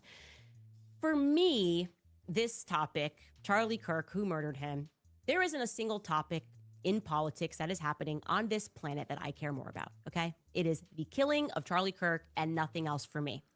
And in the aftermath of his assassination, people... I know this is going to be really weird. I cannot imagine my wife saying that. In the chat, real quick, if you're a husband or if you're a wife, would you make that sentence? The only thing that's most important in the world is the killing of, again, a friend of yours for sure, but that's the most important thing that matters to you right now. Would you say that? Again, like, I'm not saying you can't be concerned. That's not what I'm saying. So don't hear what I didn't say. All I'm saying is you're a whole married woman with 4 kids. 4. I don't have to put the R in there. 4 kids. And the only thing that you're most concerned about is the death of Charlie Kirk. Okay. All right. Okay. I guess that makes sense. That makes sense to me, but it don't make sense to any of y'all because none of y'all said yes. Like, what in the world? Yo, Candace is an IQ. Come on, Jason. How did you stop her like that? I have some of the best screenshots of Candace. How do I keep stopping on these? Man, I didn't mean to do that to that woman, but I'm gonna put it on a thumbnail. That's gonna happen. People were downright nasty to me. You saw that. It was definitively not organic. It was this weird need to assert his legacy as a Christian Zionist. By the way, I'm not including Allie in the downright nasty category whatsoever. Yet. But she was one of the voices who cast unnecessary shade, I would say, on my account of him becoming Catholic curious. And it was unnecessary, I would say, only because she could have texted me. She has my number. This is one of the things that Matt Walsh recently said, that he views it as such a form of disloyalty when you have access to an individual, but you will instead go onto your platform to say something about that individual when you could ask for clarity, right? She could have messaged me and say, why don't you do the same thing to Erica then, Candace? Hold on. I don't like backing up because I know we get kind of late. I'm gonna back this up. Why don't you do that same thing? Why don't you do that for Erica? Oh, listen to what she said. because she could have texted me. She has my number. This is one of the things that Matt Walsh recently said, that he views it as such a form of disloyalty when you have access to an individual, but you will instead go onto your platform to say something about that individual when you could ask for clarity, right? She could have messaged me and say, hey, I've never heard anything about Charlie being interested in Catholicism. And I would have said to her, hey, privately, yeah, he was going to mass sometimes daily. He was going on Sundays. He died with a pendant, but that didn't happen. Anyways, she's. But where's your evidence to that? Where's the evidence of that? You could have easily shown your evidence too, and nobody would have been asking double questions. You see what I'm saying? You say it, but then you say, well, you should have called me. Well, why don't you just put the evidence out there when you say it, and then everybody can say, oh, yeah, there it is. That's the real. But see, this is that duplicitousness. And by the way, Matt Walsh is not the standard by any means or measures. You know, kick rocks, Matt, because Matt is wrong. Matt is wrong on a lot of stuff. And we need to say that. It's okay to say Matt is wrong, just like I'm saying Candace is wrong. She's a friend of Charlie Kirk. She certainly has worked with Charlie Kirk for years. All that is true. We are natural allies because we are committed to wanting there to be justice and genuinely are both upset by Charlie being no longer here, not seeing where Charlie was supposed to go in his life, having his life cut short in the most traumatic terms possible. But it feels to me that there are some people who only want to use their platforms to dispel something that I am saying that they think is untrue, even when I present proof that it is true. And an example of that is this morning. So yesterday, that wasn't true. I said to you guys, as a person who worked at Turning Point USA, who toured with Charlie the most, okay? There's not a single person who can say, I headlined more Turning Point USA campus tours than Candace Owens. Just, okay, I know what I'm talking about, right? It's a very strange thing to not know what the inner workings are and to then accuse somebody who shows an email, as I did yesterday, that these events are booked the semester before, okay, there's a long waiting list. Everybody wants Charlie or Candace, whoever it is, Don Jr., to come to their campus. And they make those requests early. The Turning Point chapters, they have so many of them. And so they are constantly running behind on those requests. And it's a very long process because the administrations at these campuses naturally hate Turning Point USA in particular because Charlie started the organization to disrupt college campuses. So they give these kids a very hard time over everything. When I tell you a hard time, when Charlie and I were speaking at Stanford, the student who put the event together, her grandfather owned one of the buildings at Stanford. Like, her name was on one of the buildings at Stanford University, and they still gave her a hard time pulling his fence. I'm going to go on a limb here. I'm wondering, is she going to actually show the text message, the tweet exchange? I'm going to go on a limb. I know I keep, going on the limb and it's breaking on me. I don't think she's going to show the email exchange because the text message exchange, the Twitter exchange today is very clear. Candace is not being very honest about what the text exchange was about.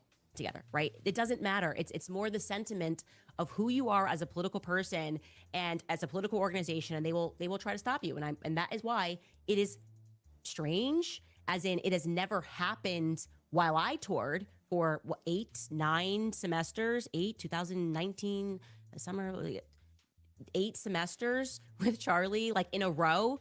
It's never happened that a college makes a request over the summer when school is closed, because it was, okay, at the end of July, school was not in session, and then it gets honored by Turning Point USA immediately, and then it's on the calendar. Could you imagine the university getting that email? They already hate Charlie Kirk, and they're going to honor it and be like, not only do we want to honor this, we'll give you the first week back to school. Like, that's what they're telling us, and it doesn't make any sense, and I pointed that out, and I showed proof of that. What are you disagreeing with actually? Like, when you jump into this, what is motivating your disagreement would be my question. I will read her tweets, and then I will respond to them. So she does a total false debunking by sharing a private message exchange between her and Charlie. This is what she tweeted. She said, the latest claim is that TPUSA must have been in on Charlie's murder because the UVU campus stop was approved in July. It was not approved in July. It was requested in July. And that's too short of a timeline for an event in September. That is not true. Charlie texted me at the end of August for a campus event in early November. That's about 2 months out. And the reason he didn't specify which campus is because he didn't even know yet. He just knew it was going to be in Alabama. So yes, it does seem like part of this year's campus tour was being put together at the last minute, and UVU being booked over the summer isn't actually unusual. No, hey, would love to have you join us on campus on November 3rd. What does this prove? It proves that Charlie invited her to join him on campus on November 3rd. If he is giving you multiple locations, and I'm telling you this as someone who I worked for this organization, Allie, okay? It's probably because these are this is already approved. They're doing these campus. She is pissed off, y'all. I got to say it like that. She is pissed off. That's why, because she's already been in the tweet. They already went back and forth in the Twitterverse. For her to be bringing it up now, one, means she don't have any content to talk about. But two, she's perturbed. She's really pedo because nobody, and I went over the video. I did a video earlier today about this exchange. Nobody was rocking with Candace on this. Nobody was saying, oh, Candace, you're right. There might have been one person. I'll take that back. The lion's share of people are like, yeah, this is, and even later on, there's going to be a young lady that talks about it and talks about her experience getting TPUSA there. This woman is mad. Already, he's asking you which one to choose. Many times these students will be told to hold 2 dates that can possibly work. And they're going to get back to them and confirm and see who's available. They did not start planning that event when Charlie texted you. I can guarantee you that, okay? They did not receive a request from those campuses on that day. It's an absurdity. I don't even know what we're debating. She then follows it up and she says this. Since some of you guys are struggling, because people pointed out that's not what Candace said. It's a request that went I didn't see anybody from say the that. chapter to Turning Point USA. She says, since some of you guys are struggling, no venue yet, 2 months out.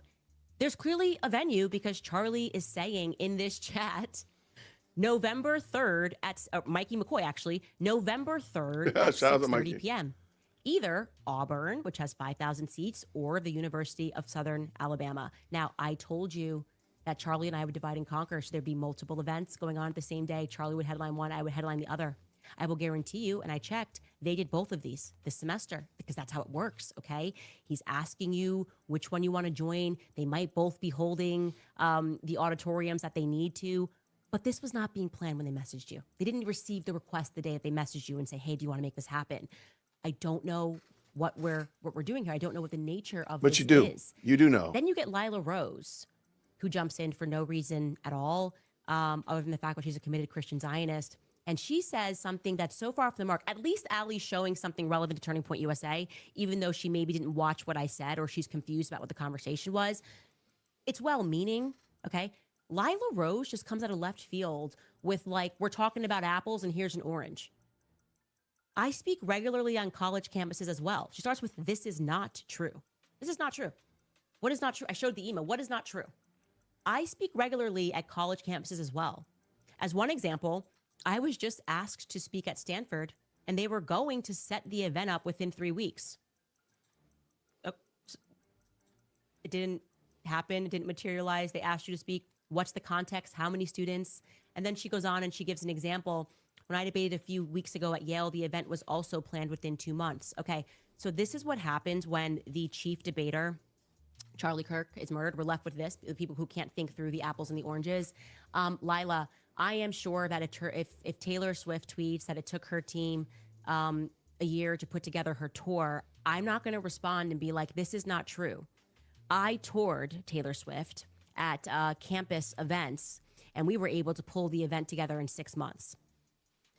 Apples, oranges. So that Yale event that Lila Rose spoke at was with the Yale Political Union. So it's existed since 1934. It runs like a well-oiled machine. I've spoken at the Oxford Union. They speak in the same place at the same time. They change the people that are speaking. You sit down with them. You have a dinner. This is Oxford again, not Yale. I've not spoken at Yale. You have a dinner and you debate somebody, okay? It's a debate union. It's what they do and what they've been doing since 1934. Lila had, and here's a picture of it, she's comparing this, 70 people that attended this debate, to Turning Point USA hosting a debate with thousands of people, sometimes a vice president, sometimes a president. Like, what are you debating? What are you actually, like, when you pause and you think through, what are you debating me on? If you are going to dispute me, simply show me the information of somebody making a request and having it instantly be honored at Turning Point USA, which runs like a machine, absolutely. But these events are big, okay? Ambulances are required. The university has to tell you, okay, well, if you've got 1,500 people, then this is the state law. They have to confirm they're available. This is the insurance that has to be, blah, blah, blah, blah, blah. Not the same thing, Lila, when you are debating an older woman regarding abortion in a political union, okay? It's just not the same. So again, I ask, what is their investment that they are coming undone about me telling the truth? Because now I have to take the time and be Queen Petty and go through every single year dating back to 2018 to tell you when they got the events together, because I can do that. I can do every semester from 2018 until 2024. What's the point here? I'm going to do it. Yeah, I want you to do it, and I want you to show us when you were actually there. You do realize that Candace only worked for Turning Point for about 2 years. She was not there long. So, I think that would be a great idea, Candace. Show us what you did, and we would love to see it. I think we would really be blessed to see that. By the way, somebody asked about Lila Rose. Lila Rose is a Roman Catholic. I think we need to have a conversation about why there's so many Catholics around Charlie. Maybe that should have been the question, because it seemed like she's talking about these quote unquote Jewish people or Mormons or bees. What about Catholics? What about them? Savannah, I'm sorry, we have to do this. But what's the point of disputing something and saying something is not true when I just told you it's true and I showed you evidence that it's true? But you didn't. You're not even saying. You didn't show us any evidence. That's the adorable thing. You're just saying it, Candace. You did not. Matter of fact, I got to get claim with no receipts. There we go. You didn't show us. You haven't shown us anything. Because I still don't think she's going to show that full tweet, but let's go. You're just lying. Actually, at that point, you're being extremely dishonest. At the very least, to make a video and say he's not becoming Catholic. That's not. He was a committed evangelical. Say I don't know. Just say I don't know. Why? That's what it is. I think the issue with Lila is that Lila dared to come out and say Candace was lying, not being truthful, not being honest about the whole Catholic conversion thing. That's where the problem is. She really doesn't care about this thing with the school. It's that Lila dared to say something and say that she was wrong. That's it. Videos.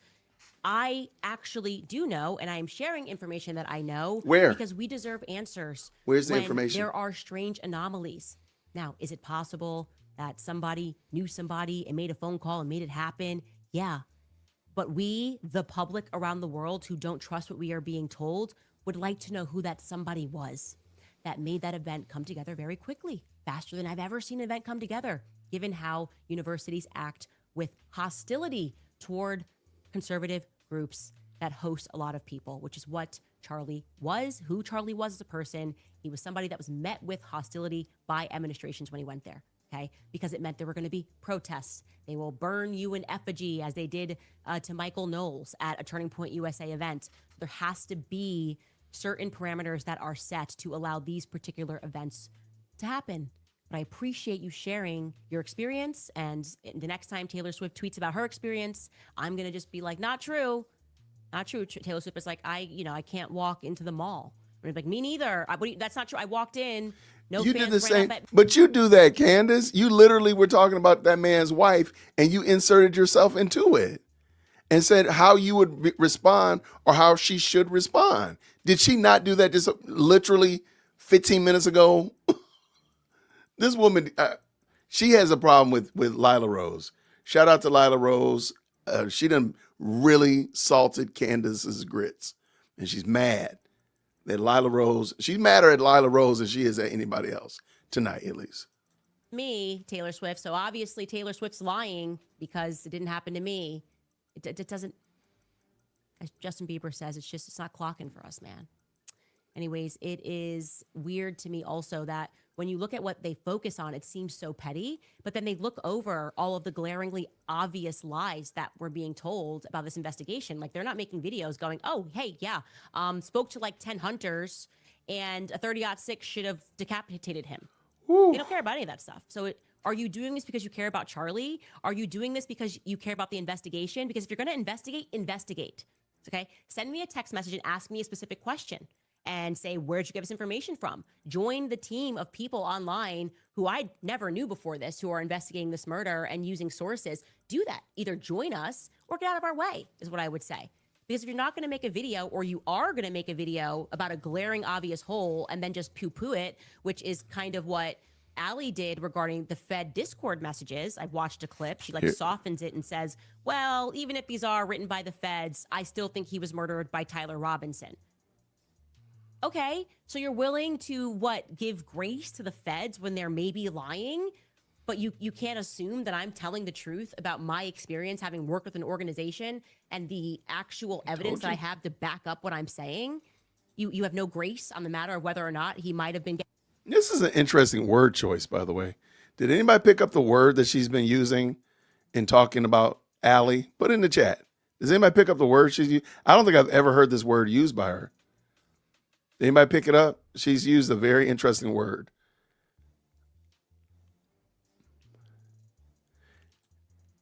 She's using the word grace. I've never heard her use that before.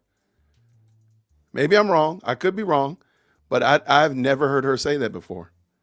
I do know somebody who has said it quite a bit, ad nauseum, actually. I know a guy that literally starts his podcast and ends his podcast talking about literally the first word out of his mouth, and usually the last word. That's interesting that she brings that up, because I never heard her use it before.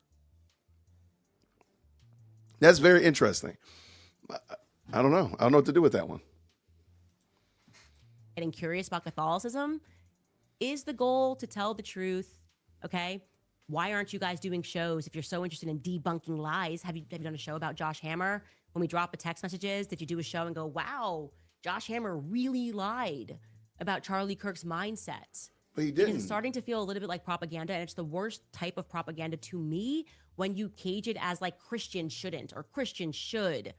I'm investigating this, I care about it, and it is my perspective that if you're in my way, I'm just going to breathe fire and expose the truth. When I say breathe fire, it just means showing the truth, showing more truth. I'm going to pull up, like I said, every email so Then that do there is it. no debate or dispute about how long it takes for these events to go together. Okay?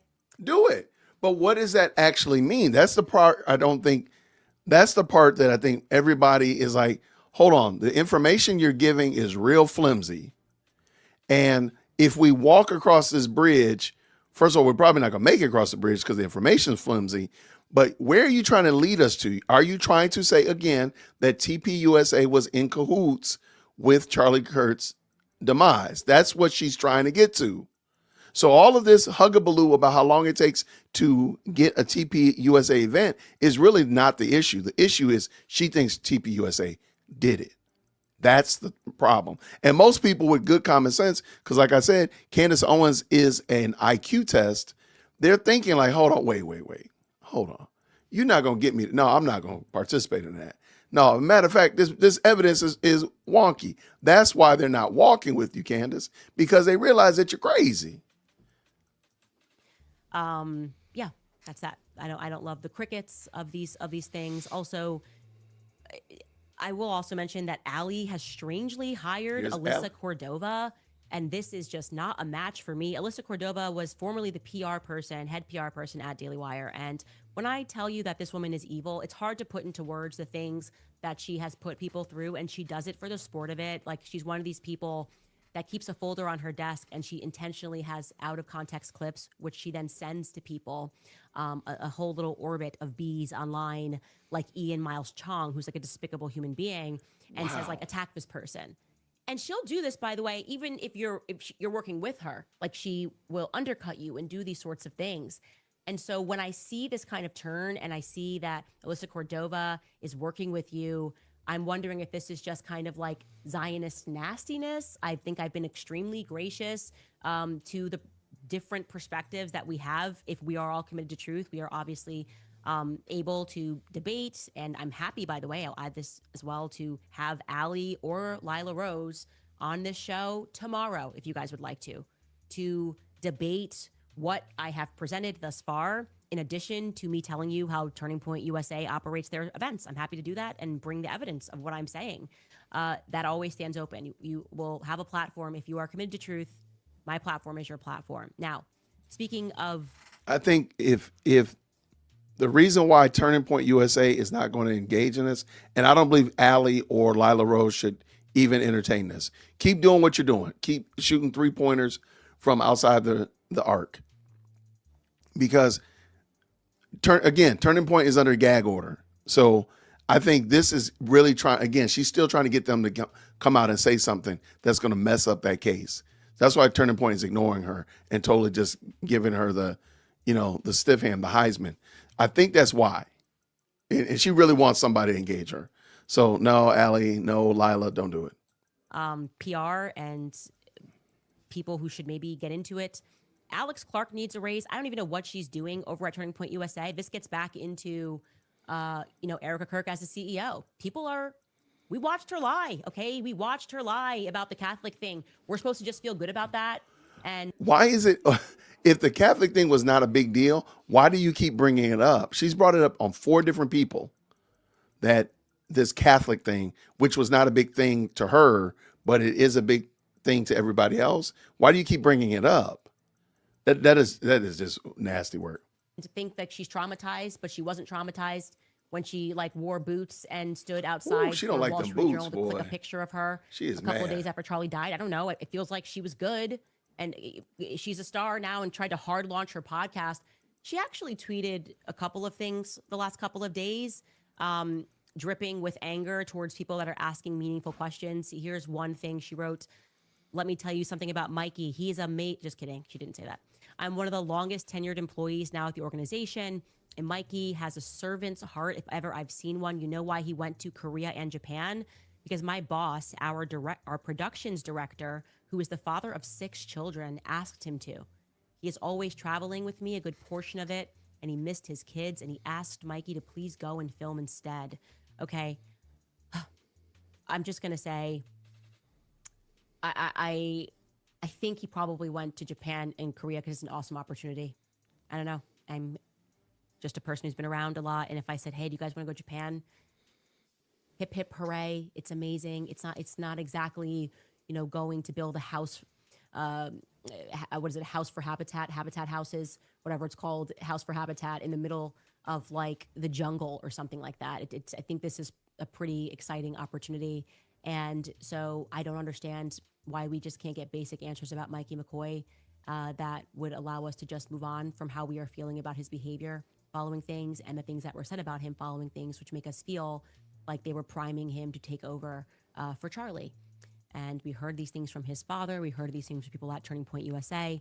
And if you're looking for a fact, he took over for Charlie, who was slated to speak at Liberty University.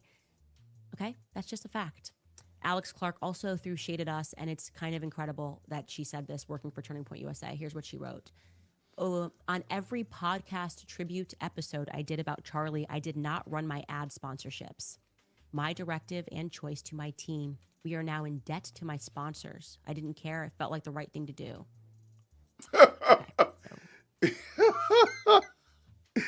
I cannot wait to hear how she tries to finagle her way out of this one. Let's go. Because, she's about to do an ad break anyway. So let's see what happens. Turning Point made something like $90 million in the couple of weeks following Charlie's death. I think I first heard it was $70 million. It's gone up since then. They were selling like T-shirts at the memorial event, like Freedom Charlie T-shirts. They were selling products. That's CPUSA. She is, I guess, trying to imply that me speaking about his death and running ads is problematic. Now, first and foremost, on our tribute. That's funny because she doesn't say your name, Candace. She doesn't say Candace. And she literally says about herself. Hold on. I don't want to run this back, but I'm going to run it back just a little bit. A pretty exciting opportunity. And so I don't understand why we just can't get basic answers. I'm sorry, y'all. That would allow us to just move on from how we are feeling about his behavior following things and the things that were said about him following things, which make us feel like they were priming him to take over for Charlie. And we heard these things from his father. We heard these things from people at Turning Point USA. And if you're looking for a fact, he took over for Charlie, who was slated to speak at Liberty University. Who was else supposed to do that? That's just a fact. Alex Clark also threw shade at us, and it's kind of incredible that she said this working for Turning Point USA. Here's what she wrote. On every podcast tribute. Can somebody real quick read that and tell me where Candace's name is? Can somebody tell me that? Or can somebody tell me where she says Candace? I don't see it. Okay, just want to make sure. Episode I did about Charlie, I did not run my ad sponsorships. My directive and choice to my team. We are now in debt to my sponsors. I didn't care. It felt like the right thing to do. Okay, so Turning Point made something like $90 million in the couple of weeks following Charlie's death. I think I first heard it was $70 million. It's gone up since then. They were selling like T-shirts at the memorial event, like Freedom Charlie T-shirts. They were selling products. And she didn't say you. She is, I guess, trying to imply that me speaking about his death and running ads is problematic. Now, first and foremost, on our tribute episode, we ran absolutely zero ads. We didn't even... Hold on. Is this Lila Rose in here? I wasn't going to stop. Wait, I'm honored Candace does not like me, even though we never met. Just kidding. I know she's talking about Lila. Oh, girl, get out of here. Oh, man. The great anti-abortionist. Man, shout out to Lila Rose. You got me there. I saw that at the corner of my eye. You got me. That was very well done. I walked right into that uppercut. Knocked me out, man. All right, I got to get Candy back up in here. You know what, Lila Rose? That was so funny. Hold on. We gotta do a station break. That was so funny. You got me. Dog, I hate when y'all do that to me. All right. You know what? We got to get a they. We got to get a they up in here. I'm going to take a they for 200. That should get some people bingo. You got me right there. Dog, man, I hate that. I feel like I got tricked, man. I got tricked. But that was good. Well done. Well done. Let me bring this back in real quick. Some reason or another. All right. Here we go. Green hearts in the chat when you can hear, please. Green hearts in the chat when you can hear. Let YouTube run ads on that episode. So this is not a tribute episode. This is my podcast, and we're investigating this murder. And every person who is doing podcasts, whether it's Ali speaking about his Catholic journey, Lila speaking about what happens, whether they're whatever context they're putting it into, whether it's PBD and his team, which spoke a lot about Charlie Kirk after he died. Why are you looking at me as being the person who's reading my ads? Nobody said your name. You are just guilty. You just have a great load of guilt because you know you're grifting off of Charlie Kirk's demise. That's it. No other way around it. You can't make it any better. You are just grifting off of it and you know it. You know it. That's the problem. That's why you're guilty. You feel guilty about it. Made some huge sacrifice because for a couple of episodes you didn't run ads. This is what I mean. There's just so much inauthenticity coming out of this company right now. I'm such a good person. Look at me. Like, I didn't read ads on 2 of my episodes, but I did do this Wall Street Journal thing and try to hard launch my podcast a couple days after he died. But look at me. I declined to do. What was the total amount that you postponed, by the way? Because you didn't decline it. You postponed having to read ads and said that you made them up later. It's just there's something that really bothers me about this. You know, they're angry at people who are investigating Charlie's death and catching them in lies. That's why she's mad. She's mad because she lied about me on her podcast and I called it out. Okay. If you don't lie on me, I won't have to call it out. If you don't tell lies about things that took place, about things that were happening at Turning Point USA, at the reason why Charlie wanted a Doge as she did. Oh, we do this no, you don't do a Doge every year. You want to know how I know that? Because Doge didn't exist before Elon Musk. So it's but they did do an audit. Candace is knowing, she knows that she's being duplicitous. Again, all the candies, I know y'all got your seats up in front of the church. Y'all, if you follow Candace, she's an IQ test. Literally, you're going to probably get your driver's license revoked. And good gracious, your concealed carries are getting rejected. If you follow Candace, that's probably what's going to happen. Because they're going to start 5150ing y'all, man. This is crazy work. This is, ma'am. I hope Lila Rose keep giving her that work. Matter of fact, I'm going to make sure that I check Lila Rose on a regular basis. We'll just do a Lila Rose update. We'll do an update of people that Candace hates. Lila Rose, Allie Beth, Alex Clark. We're just going to do an update, regular update on them. What are you saying? They want us to pretend we're really dumb. And That's it's funny. Emotionally manipulative for them to be like, that's how you honor Charlie. Pretend to be an idiot. Pretend to not know how accounts work. Pretend to not know what it means when we say certain things and then change our stories multiple times. Pretend like it's just beyond the pale that Candace would suggest that we're engaging in a cover-up. Yes, I did say that. I didn't say that Mikey murdered Charlie Kirk. I said Turning Point is engaged in a cover-up because that is literally the only reason that people lie. Anytime you lie, it's because you're covering up the truth.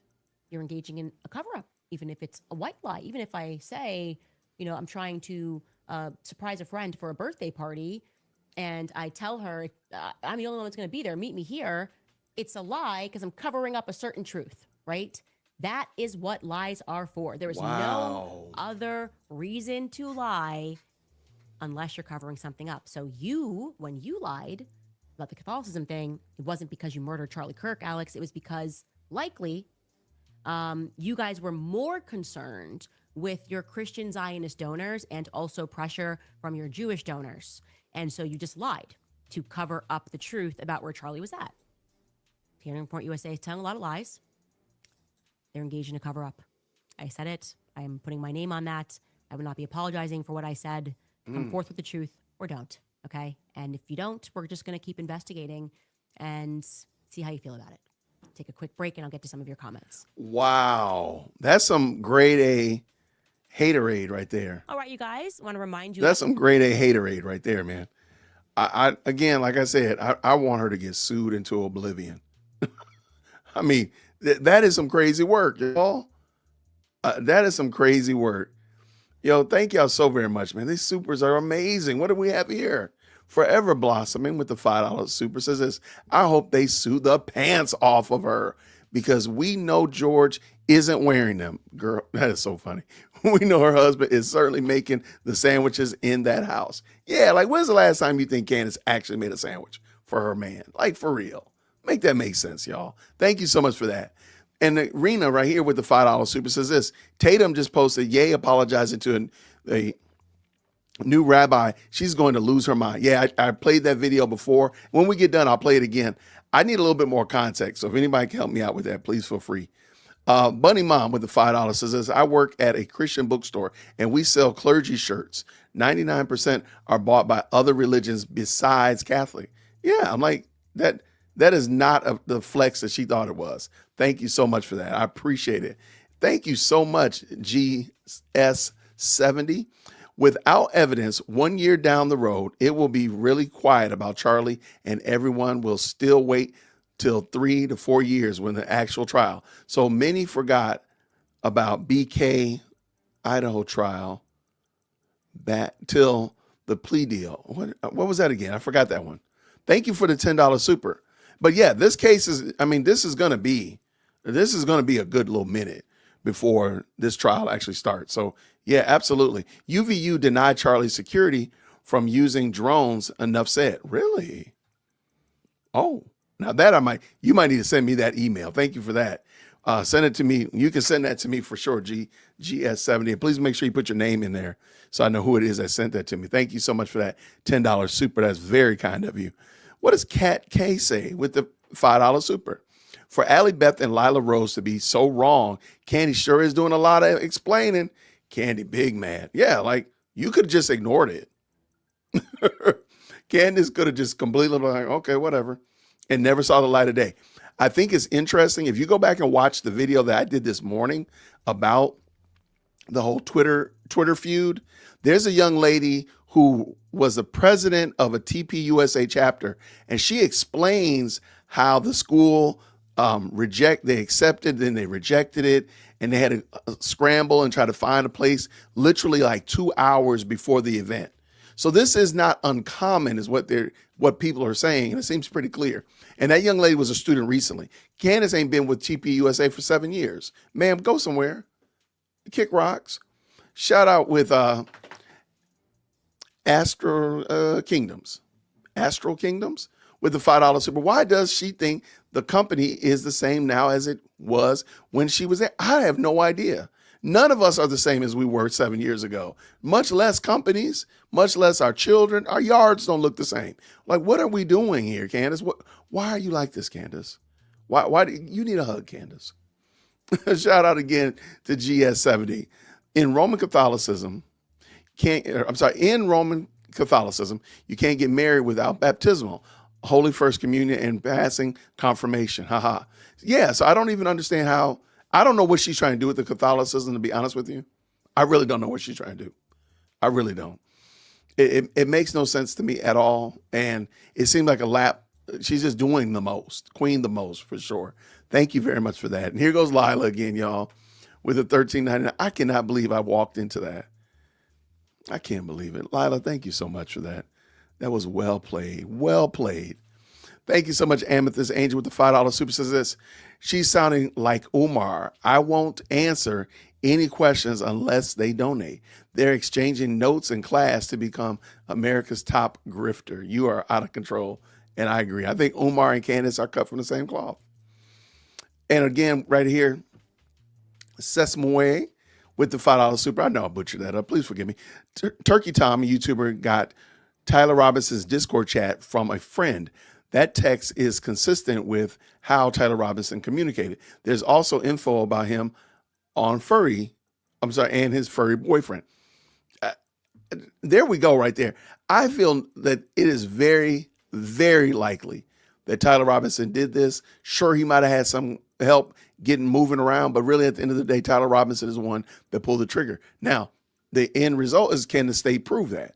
Why is Candace working so hard to undercut and derail whether or not the state's going to be able to prove that? That's where my wondering is.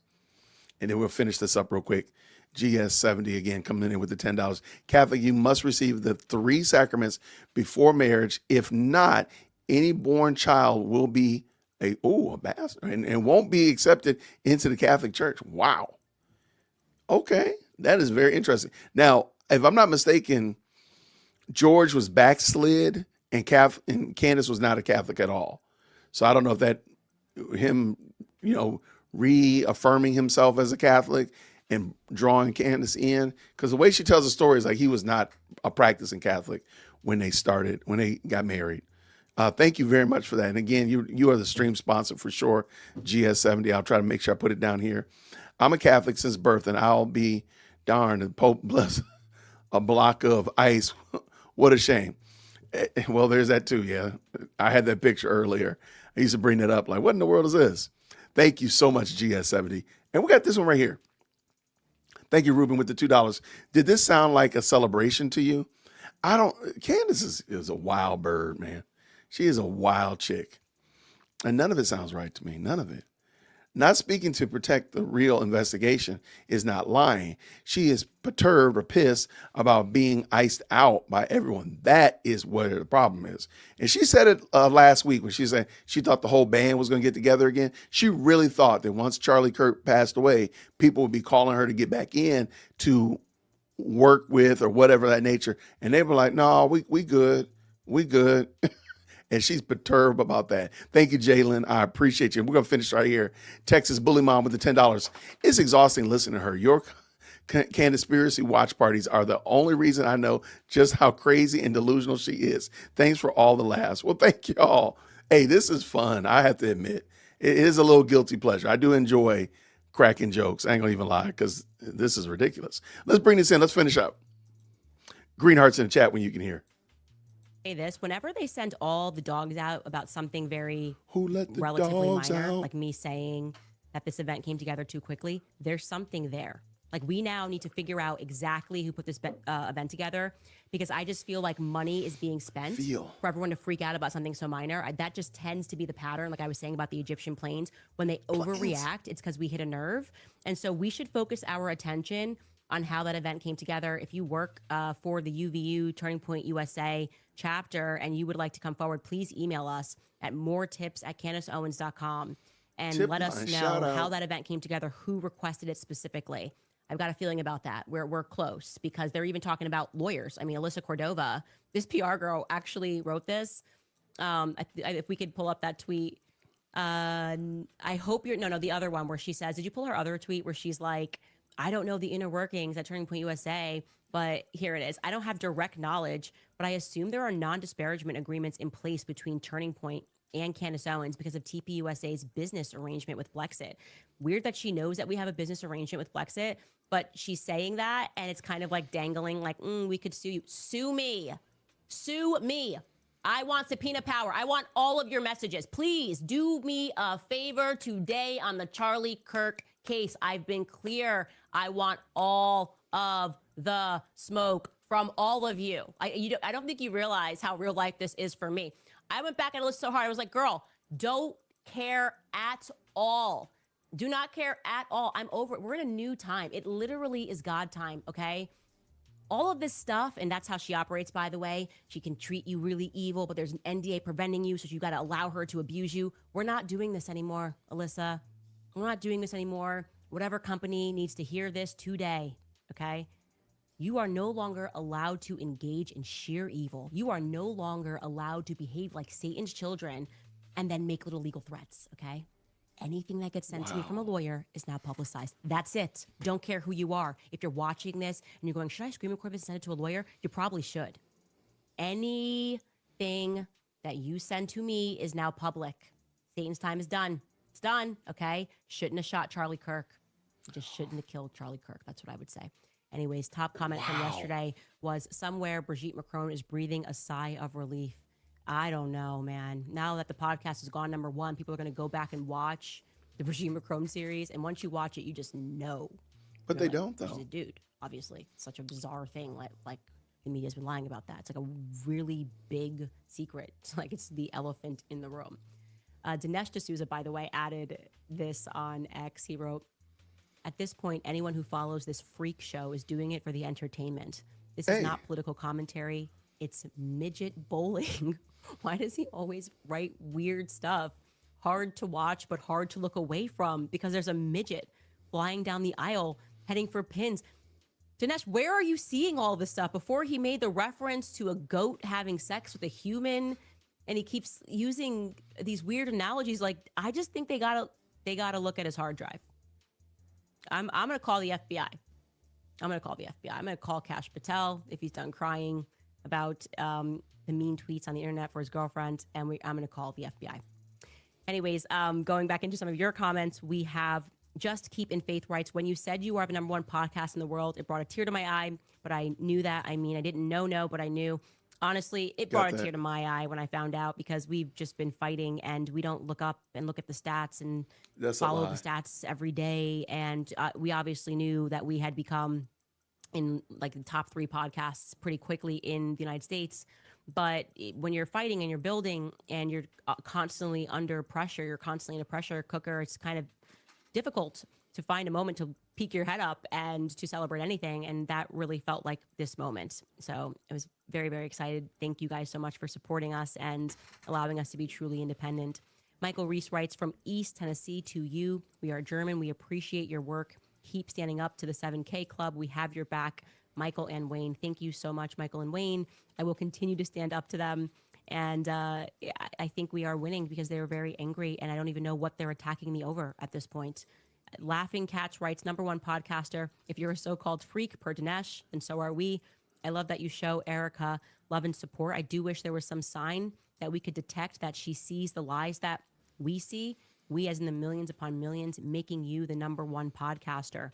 Yeah, I'm hopeful in the future we are going to know what she knows. Obviously, she is privy as a next of kin to the lawsuits. She's privy, to the prosecution. She can see what evidence they actually have and what they're building their case upon. Everything we have seen has just been, I don't know. It's been one big nothing burger. Tom Paul writes, Andrew Colbert on Alex Clark's show discussed how Charlie's heart was still beating. How did Charlie instantly go to heaven if he had a pulse? Erica first saw Charlie at an airport in Israel in May of 2018 with her mom. There is an old video of her talking about it. Yeah, I think I saw that video. I think they spoke about that even in other videos they've done together. I think I was with Charlie, by the way. That might have been for the embassy opening. I don't remember anything, though, on my memory. I promise after having children, I can't remember specific things. I always have to go back and check an email. Might have been for the embassy opening. I'm not positive. But yes, regarding that heart still beating, if he instantly went to heaven, didn't Andrew offer up an explanation? This was kind of one of the things why people were asking, how did he go into surgery? Because they explained that he had died instantly. It wasn't just Erica, by the way. Frank Turek said it on stage that he knew in the car that he was gone, but maybe he still had a pulse. Again, this would be a great thing since they mentioned it for Andrew or Frank Turek to respond to. It's a very easy thing for them to respond to clear up some confusion. Jesse Webb writes, the amazing, heroic, outstanding, fearless, talented, intelligent, and beautiful Queen Candace of podcasts. Take a bow. Nothing can stop you. The people have spoken, and we choose truth and light over lies and darkness. Christ is King. I really do love that it feels like we are in a moment of truth and light. A lot is being revealed. It can feel stressful. It is certainly frustrating, especially for me, to have myself constantly taken out of context and to have people just so willfully lying about me telling the truth. But I do know that there's just something else happening spiritually right now, and we are all barreling toward the light. I really do feel that way. The demons shriek the loudest when they are in the light. Brad Atkins Where do you get writes, that from? praying for you in South Carolina. The Lord Jesus Christ is King. Thank you, Brad. MD Turner writes, you are top, even though Australian moronic leaders won't let you in. Keep at them. Well, I get to reapply in like a year or so. So maybe I'll try to come again down under. Good Bean writes, time will inevitably lessen the sting of losing Charlie. Our brains are designed this way for our protection. So please do not let the little foxes distract you from the mission. Got your back. Let's go. Candy O. Thank you so much. I am not distracted. This is the one thing they can't distract me on. Trust me. They have no power here, truly. When it comes to figuring out what happened, I will be relentless. I'm typically relentless over matters that don't have as much significance to my life personally. Brigitte Macron. I mean, that's a broader issue with perverts in power, but this one is, it is just so sinister, it is so evil, it's incomprehensible to consider what must be true to allow for all of this shade that the people who are asking questions are getting. And I just have known since the very beginning that this is not going to be like JFK. We are actually going to get answers. This is going to be solved. And that's why they're worried, because we won't let it go. We will not let it go. Interesting. Arm Hana writes, Candace, that was such a wise statement. I cannot forgive until I know what I am forgiving. Thank you for saying, I just speak to you guys and whatever's on my heart. And that is how I think I feel, because I'm like, what is wrong with me? Why can't I get here? And that's 'Cause the you're not a answer. I don't Christian. know what I'm forgiving. Who am I forgiving? How do you say I forgive you? I'm talking about myself here. If I don't know who I should be forgiving, I need to get there. She continues, everyone wrestles with God, no matter how devoted they are to their faith. I hope the truth prevails. Christ is King. Maria writes, thank you for keeping it real. Never let anyone impede your gut feelings. When your soul feels something is off, it's off. Facts. Yes, we are designed that way. Our gut is our God instinct, and we're being lied to, like by a lot of people, and people that I feel like we shouldn't be lied from are lying to us. Juan Antonio writes, Candace, you should team up with Dave Smith, Ian Carroll, and Jimmy Dore. Form a coalition, share editors, push promotion, and spark Occupy Wall Street 2.0, end the Fed, fulfill Tupac's dream of a new party.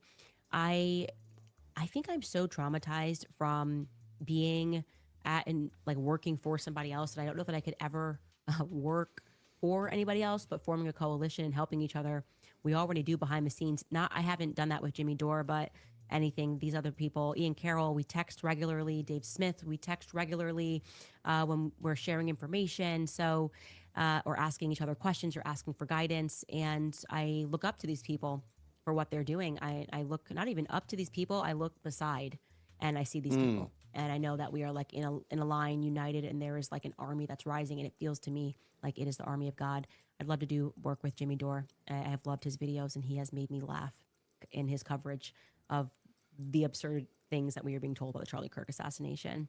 Mina Barbie writes, hi, Candace, my name is Mina. You have made such a positive impact on my life. Today is my birthday, and it would mean so much if you said happy birthday. Love you. God bless. Happy birthday, Mina. I hope you have a fantastic day. Your birthday already has great vibes because we are #1 podcast in the world. So we will not forget your birthday. We will not forget November 6th. We will not forget it. It was, it's a major win. Crazy. We should be happy. We should celebrate it. We can brag a little bit, but I am bragging from a true place of humility because I know that we would not have done this without you guys. You have the craziness behind the scenes, even me making, like my team coming with me from Daily Wire. And there was, I remember Skylar messaging me being like, okay, are you going to like write me a offer in an email? I'm like, I don't know what I'm doing. Am I supposed to send you an offer to what?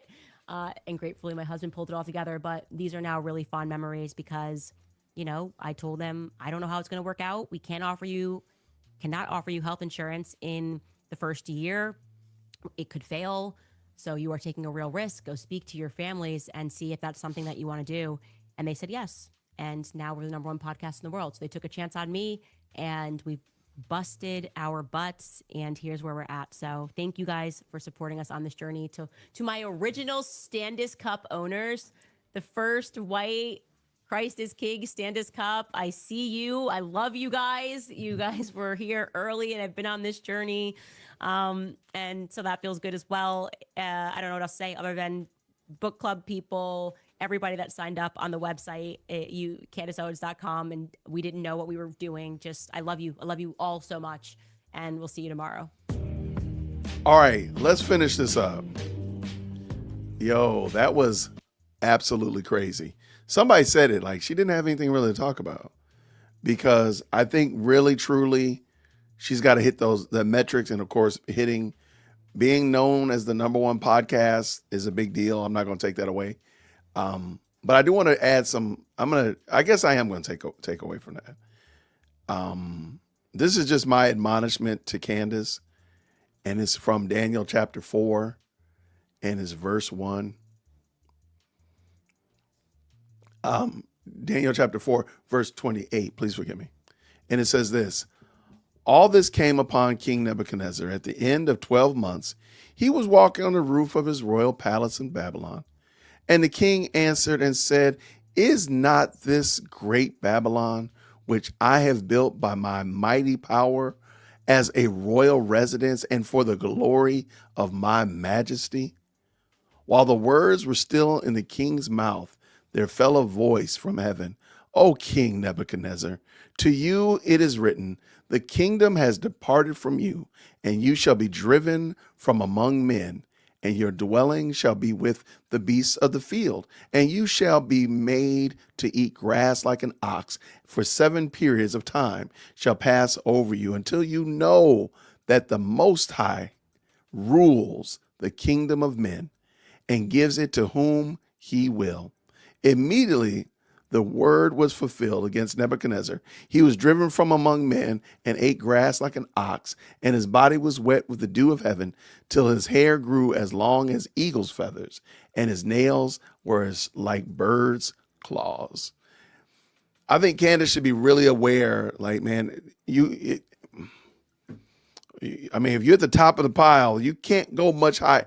I don't know where you go when you're at the top of the pile. I'm just saying. And I think we're watching her in 4K ask for lawsuits. Remember, she asked for a lawsuit from the Macrons? They delivered, and that lawsuit is still in the process. And even though she's trying to get it dismissed, it ain't going nowhere. I don't feel.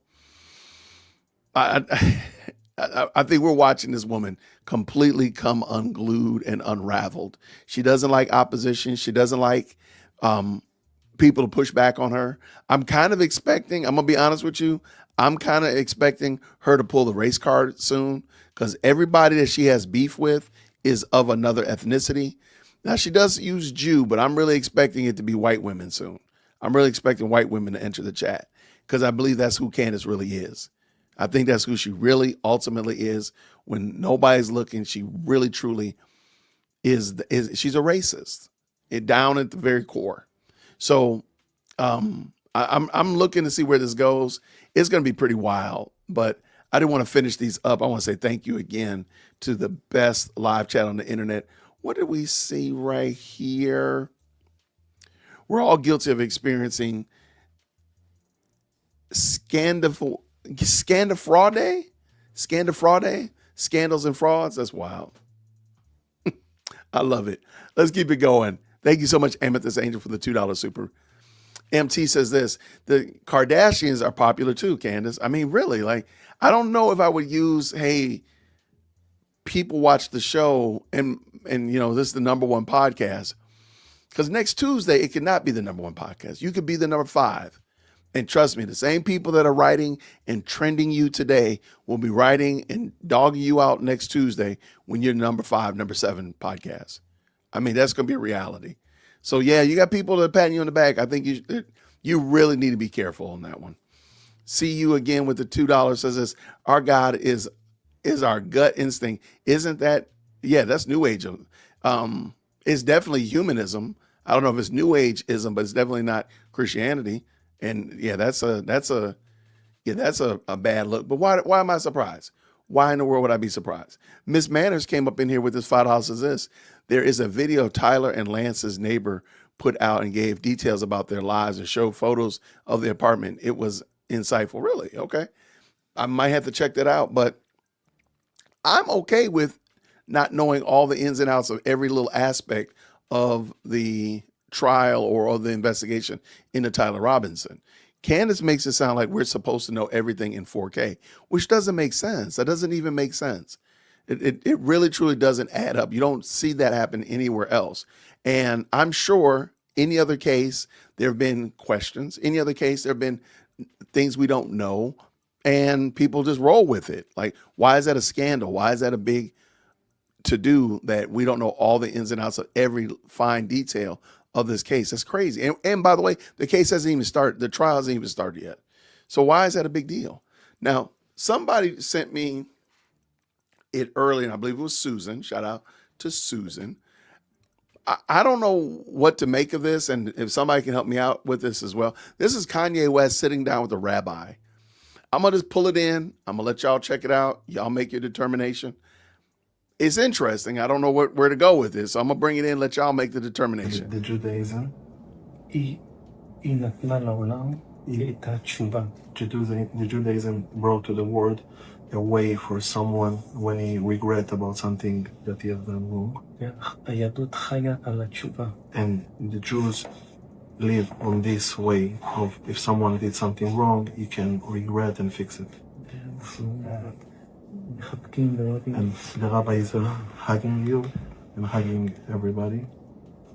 And God willing, and from now on, strong things and good things, and only good.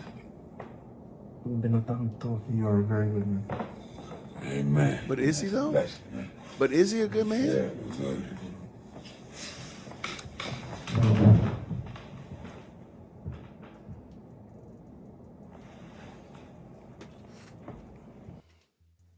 I don't even know I don't know what to do with that. I really don't. I really truly don't know. I don't think it's AI. I know a lot of people, there was a lot of AI a couple weeks ago with all that, but I don't think it was AI. I just don't know what was going on. I'm not clear on it at all. Somebody asked me to give some books, and you know what I'm gonna do? Because I forgot, I haven't posted it in a while. I actually have a Goodreads account where I post my books that I read, and I have not been updating it. So I need to, I haven't been updating it either, but also they haven't let y'all know. So let me pull it in real quick. 1 second. And I'll drop it in there. And yep. All right. So my books right here. There we go. And I think it's a great list right here. And I need to go through tonight and update all my books I've been reading because I have not kept up with this. You really, when somebody asked me about it, it made me remember. I was like, wait, I have a Goodreads account. I need to be updating that. So there you go right there. And I will do a better job. Yeah, hopefully I just showed that. I just showed that. All right, lots of good conversation. Okay, now what are you saying here, Amethyst? Schadenfreude. Schadenfreude. Pleasure derived by someone from another person's misfortune. Wow. Okay. A business that thrives on Schadenfreude, which is, I think that would be definitely Candace's for sure. Yeah. Okay. That is wild. And I do think that that does apply to her for sure. So shout out for sure with that. Thank you so much. Yeah. That definitely describes her. Okay. Real quick. If you all want, Tucker Carlson and Megyn Kelly sat down, and Tucker explains why he sat down with Nick Fuentes. And I would love for y'all to hear this. Have y'all heard this? Shout out in the chat. Let me know if y'all have seen this.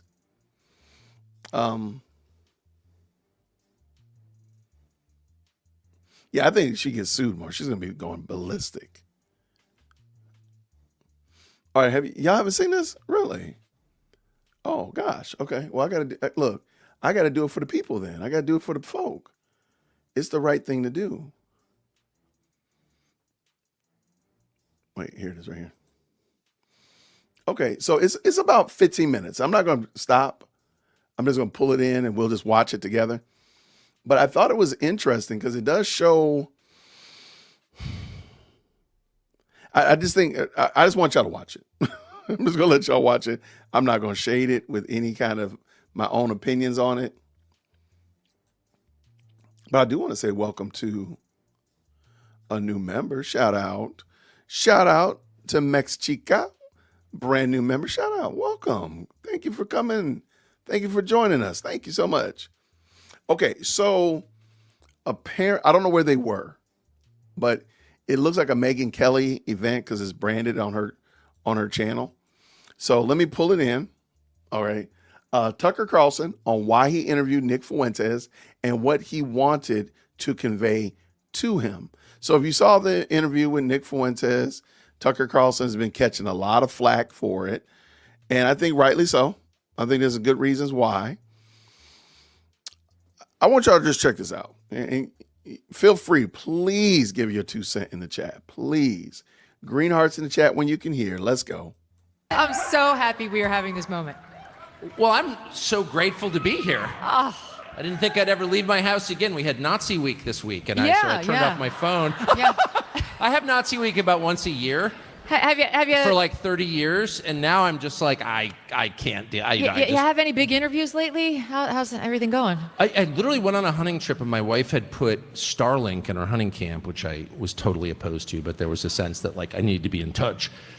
And my phone went off. We're like on the Canadian border and hunting with my college roommates, and all of a sudden I check my phone. You have 400 texts, and they're like Nazi, and I was like, oh, turning this off. I still haven't replied yet. Unsubscribe. No, I've been through this before. Yes, of course you have. I mean, everybody has. As I was, just recounting, I was a racist in literally every newspaper in the country.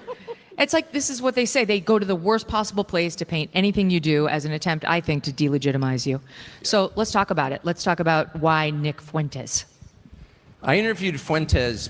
Well, I should just give the publicly available information on this, which is that I was in an extremely personal and bitter war with Fuentes like 3 weeks ago. It mostly wasn't public, but Fuentes was attacking my father, a subject I have like literally no sense of humor. My father passed in March, and was really kind of the patriarch. Not kind of, he was the patriarch in our family and a hero to every person in our family. And some of what Fuentes was saying about my dad was, true, okay, which made it worse. But I was just so offended by that I couldn't deal with it, and my son and my wife. So, I was really mad at Fuentes, and then I did an interview, and just out of the, I was so mad it like popped out, and I attacked Nick Fuentes in this interview. This was last month, I think, ish. And then I got all these calls from people saying, do you know anything about, I don't know anything really about Nick Fuentes, other than he's attacking my dad, my wife, and my son. And it was like, actually, Nick Fuentes is the single most influential commentator among young men. Like, period. He's got 5 million subscribers on Rumble. It's bonkers. And I didn't know any of it. I mean, I'm 56, so I'll just like state the obvious, like he's not our demo. My oldest child is 31, like much older than Nick Fuentes. So I kind of missed a lot of this stuff. I pride myself on not missing things. I totally missed that. Really. And then it turns out that, he has no advertisers. They've been trying to cancel him since freshman year in college. Ben Shapiro actually tried to shut him down freshman year in college, and it didn't work. In fact, it had the opposite effect. So I was like, and so I talked to a million people I know, like, maybe I should interview Nick Fuentes to hear what is this actually? And so I decided to do it. And I thought it would be controversial. I didn't think it would become what it's become. I'm not going to offer any defense other than, it's kind of interesting. I've literally, I've interviewed I'm doing this for 34 years. So I've interviewed everybody, most of them bad people, to be honest. Right. I interviewed Liberian militia leaders during the Liberian Civil War, all cannibals, every single one of them. It tasted human flesh. And first of all, I kind of like them. I'm just being honest, because I like people. Don't agree with cannibalism. Pretty opposed. For the record. But I'm just that way. I just like people, and the closer, if you can like smell someone and talk to them, like it's hard to not see the human in the person, even if he's a cannibal. Did the Liberian cannibal smell good? Kind of rank, to be honest. Actually, during the interview, I'll never forget this. I was in Africa to cover the Civil War, and I'm interviewing this guy, and he was like, Commander Butt Naked, or it wasn't actually Commander Butt Naked, who was a famous militia leader during that war, who fought, needless to say, butt naked. But I'm interviewing this guy, and his cell phone goes off, and it's the Woody Woodpecker theme song. Da-da-da-da-da-da-da-da-da-da. And I was like, oh my gosh, you're human. It was like hilarious. Anyway, the point is, None of those were controversial. Like, I interview people who are hated and in some cases like demonstrably evil, and I ask them, why did you do that? And what's your account of yourself? Like, tell me who you are. What do you believe? Mm-hmm. And that was the first thing I wanted to achieve at Nick Fuentes. Like, what is this? Tell me. I'll give you 2 hours. I have only watched your clips for like a minute long. I want to hear, like, why don't you describe what you think? Because I think that's the small role that I play, which is to get documentary evidence of people describing what they think. I did it with Putin. I'll probably do it with every other bad person in the world because I'm interested. Not because I agree with him, because I think it's interesting. And second, I wanted to say something very specific to Nick Fuentes, and it's this, and I said it, which is, I think it's totally legitimate to criticize any foreign country, from Belgium to Congo to Israel, because they're foreign countries. Okay, I want you to stop for a second. And I know I said I'm not going to stop. I promise I'm not going to do a lot of stopping. I just want you to notice, he says any foreign country. He gets Belgium, the Congo, and Israel. In the chat, let me know, what country do you think he's going to be hard-pressed to talk? I mean, he's not going to be hard-pressed to talk about. What country do you think of those three is he going to just talk the rest of the night about? Which one? Which one is he going to talk about? Is he going to talk about Brazil? Is he going to talk about Ecuador? How about I give a little shout out to what's going on with Russia and Ukraine? Which one do you think he's going to talk about? And this is the part that I think is very interesting. I keep saying, I think, I like how you spelled that. That's hilarious. I think this is part of the psyop. This is part of the Jedi mind trick. We're not talking about anything else but Israel. And again, I think Israel is important, but on the grand scheme of things, there are far more dangerous things going on around the world. And to make all roads lead to Israel and all questions are answered by Israel did it, the Jews did it, to me is negligent at best. But let them finish, Jason. Let them go. Yes. And I'll never give up that right. In fact, it's an obligation, I would say. And to be reasonable about it, and not, but what's in America's interest? Totally legitimate. It is totally illegitimate and very specifically unchristian to attack people for their DNA. Like, I hate this group. You wanted him to hear that. We all have to hear that. And because that is the basis of Western civilization. Western civilization is derived from the New Testament. It is based on Christian ethics. And the core difference between the West and the rest of the world, not just Israel, but every other country, is that we don't believe in collective punishment because we don't believe in blood guilt. We don't believe that you are born guilty, and we also don't believe that you're born virtuous. We believe that God created every person as an individual. God did not create communities. Every woman gives birth to a human being, and every person has the spark of God inside him. I mean, that's what we believe as Christians. And every person has the possibility of redemption. And in my religion, the great human hero, in Christianity, Jesus is God in human form. But the great human hero in the New Testament is its primary author, Paul, who was Saul of Tarsus, who was the primary persecutor as a Pharisee of Christians. He was murdering Christians. He was Jewish, by the way, so like everyone in the New Testament, but he was on the way to go murder more Christians, that he met Jesus, and then he became the great evangelist of our faith and wrote the majority of the New Testament. So like, he's my personal hero, but he's also living testament to the truth about people, which is each one of us was born as an individual, and we will face God alone at the end to account for our lives. And along the way, there is always the possibility that no matter what your genes are, what you look like, or what your religion is, that you can change and that you can be saved by Jesus. That is Christianity in 3 sentences. And so that is reflected, even for people who aren't Christians, that is reflected in an ethical framework and a legal code that is the only truly unusual and great thing about the West, which is we do not punish the innocent. We only punish the guilty. We do not, you commit a crime, we don't throw your kids in jail. We don't execute your cousins. We don't commit genocide. Just a second, real quick. I like what Tucker said right there. You commit a crime, we don't throw your child in jail. You commit a crime, we don't execute your cousin. That I agree. I think that's a very keen observation. Then why do you allow for the deletion of babies in their mother's womb for that exact same reason. Because what everybody likes to use is all of these other caveats, whataboutisms. And he just literally said, well, we don't do that. Well, then, sir, you should be much more vocal about it. Just something that jumped out to me. This seemed really jumped out. And I see people asking, like, what is this about? There you go. Why is this relevant? To me, I think that's part of the problem. He's not really explaining what it was that he and Nick Fuentes spoke about. He just wants to say, hey, this is what I talked about. I'm sorry, this is what my thought process was. Not Nick Fuentes says some very, very vile things. Those things need to be addressed, but you didn't address those, Tucker. And that's why people are saying y'all had a softball pillow fight or whatever like that. But that wasn't an interview. Because again, you've been harder with other people than you were with Nick Fuentes. And he's in 4K in your country saying some of the most bombastic stuff. But I'm not going to stop again. So let's go. I don't think so. Genocide against your whole tribe.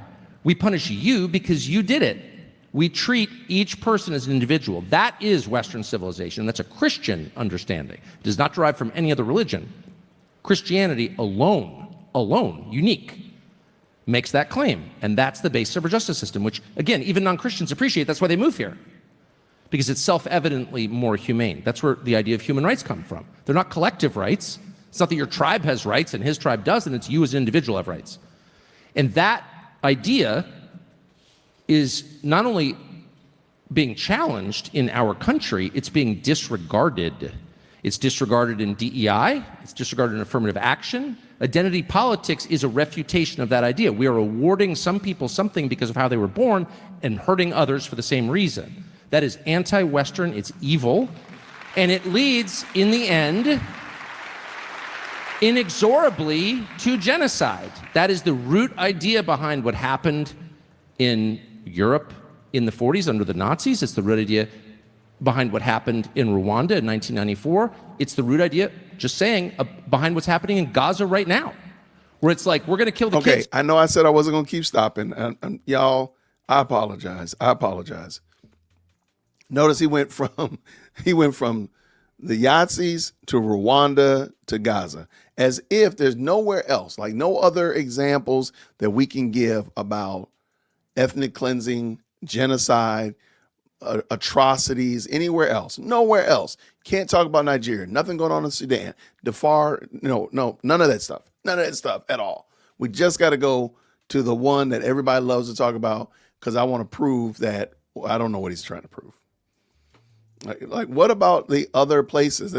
That's why I don't think this is genuine. I don't think that the push to sit down and talk with Nick Fuentes. And by the way, if he was so reckless to be talking about the patriarch of your family, did that not affect your mom and your aunts and uncles, your own children who knew and heard this dude talking mad, reckless about the patriarch of your family? But you give him the wave the white flag for him rather than give him that work and that business because he was talking greasy about your father. Doesn't that affect your own children? Isn't that disrespectful to your father and your grandmother? I mean, and your father and your mother. Isn't that disrespectful to them? But okay, I'm glad. Hey, Tucker, I'm glad you were able to make a new friend because he's interesting. He smelled like chicken. Dude, we don't care, and we're gonna, by the way, move everyone out because they're a people that is fundamentally opposed to us.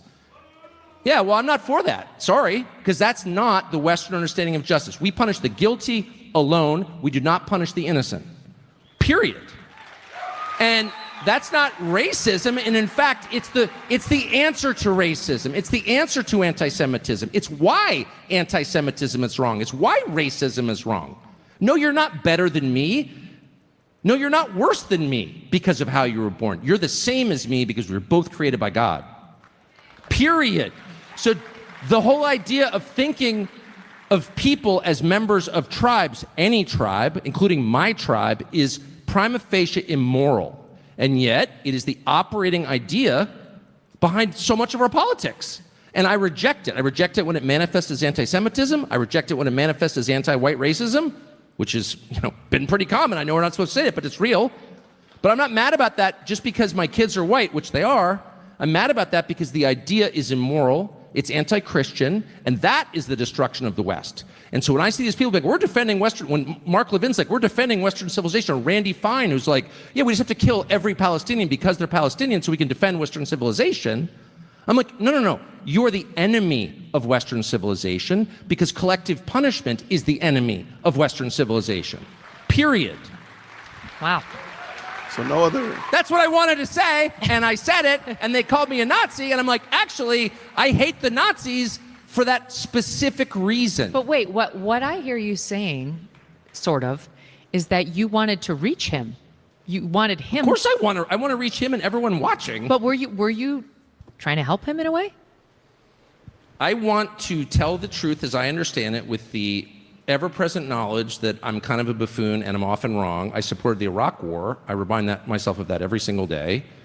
I've made a ton of mistakes, a ton of errors and judgments. I've been carried away by enthusiasm and particularly by anger many times in my life. So with that knowledge, knowing that I am imperfect and I don't always possess the truth, okay? You always have to remember that because I'm not God. I still want to tell the truth as clearly and completely as I can in every venue, in every conversation, as fearlessly and without shame as I possibly can. And that's why Nazi Week doesn't bother me anymore, because I'm not a Nazi. I'm a Christian. Of course. So what about, I don't want to spend the whole time on this, but I am curious. I'm going to get in trouble. Y'all can put me in 0-second timeout. I'm fine with that. Nick Fuentes calls himself a Yahtzee. Nick Fuentes calls himself a Christian. Okay, never mind. Maybe it's nothing to see here. Nothing to see here. Okay, never mind.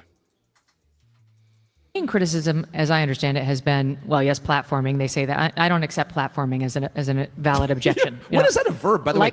You take a noun and you make it into a verb and nobody says anything? As a former editor, I say no. Yeah, agreed. Okay. Honestly, but as far as I know, Nick Fuentes hasn't eaten anyone. You know, I mean, Jeffrey Dahmer ate people, and he was platformed by Diane Sawyer. We have a sitting member of Congress. I spoke to the Speaker of the House about this today. We have a sitting member of Congress from Florida called Randy Fine, who is literally texted or put on Twitter, we should kill them all, every single one. Someone texted a picture of a dead baby, and he laughs at it. And it's like, this guy's a lawmaker who's appropriating money to a military committing genocide, and that's cool?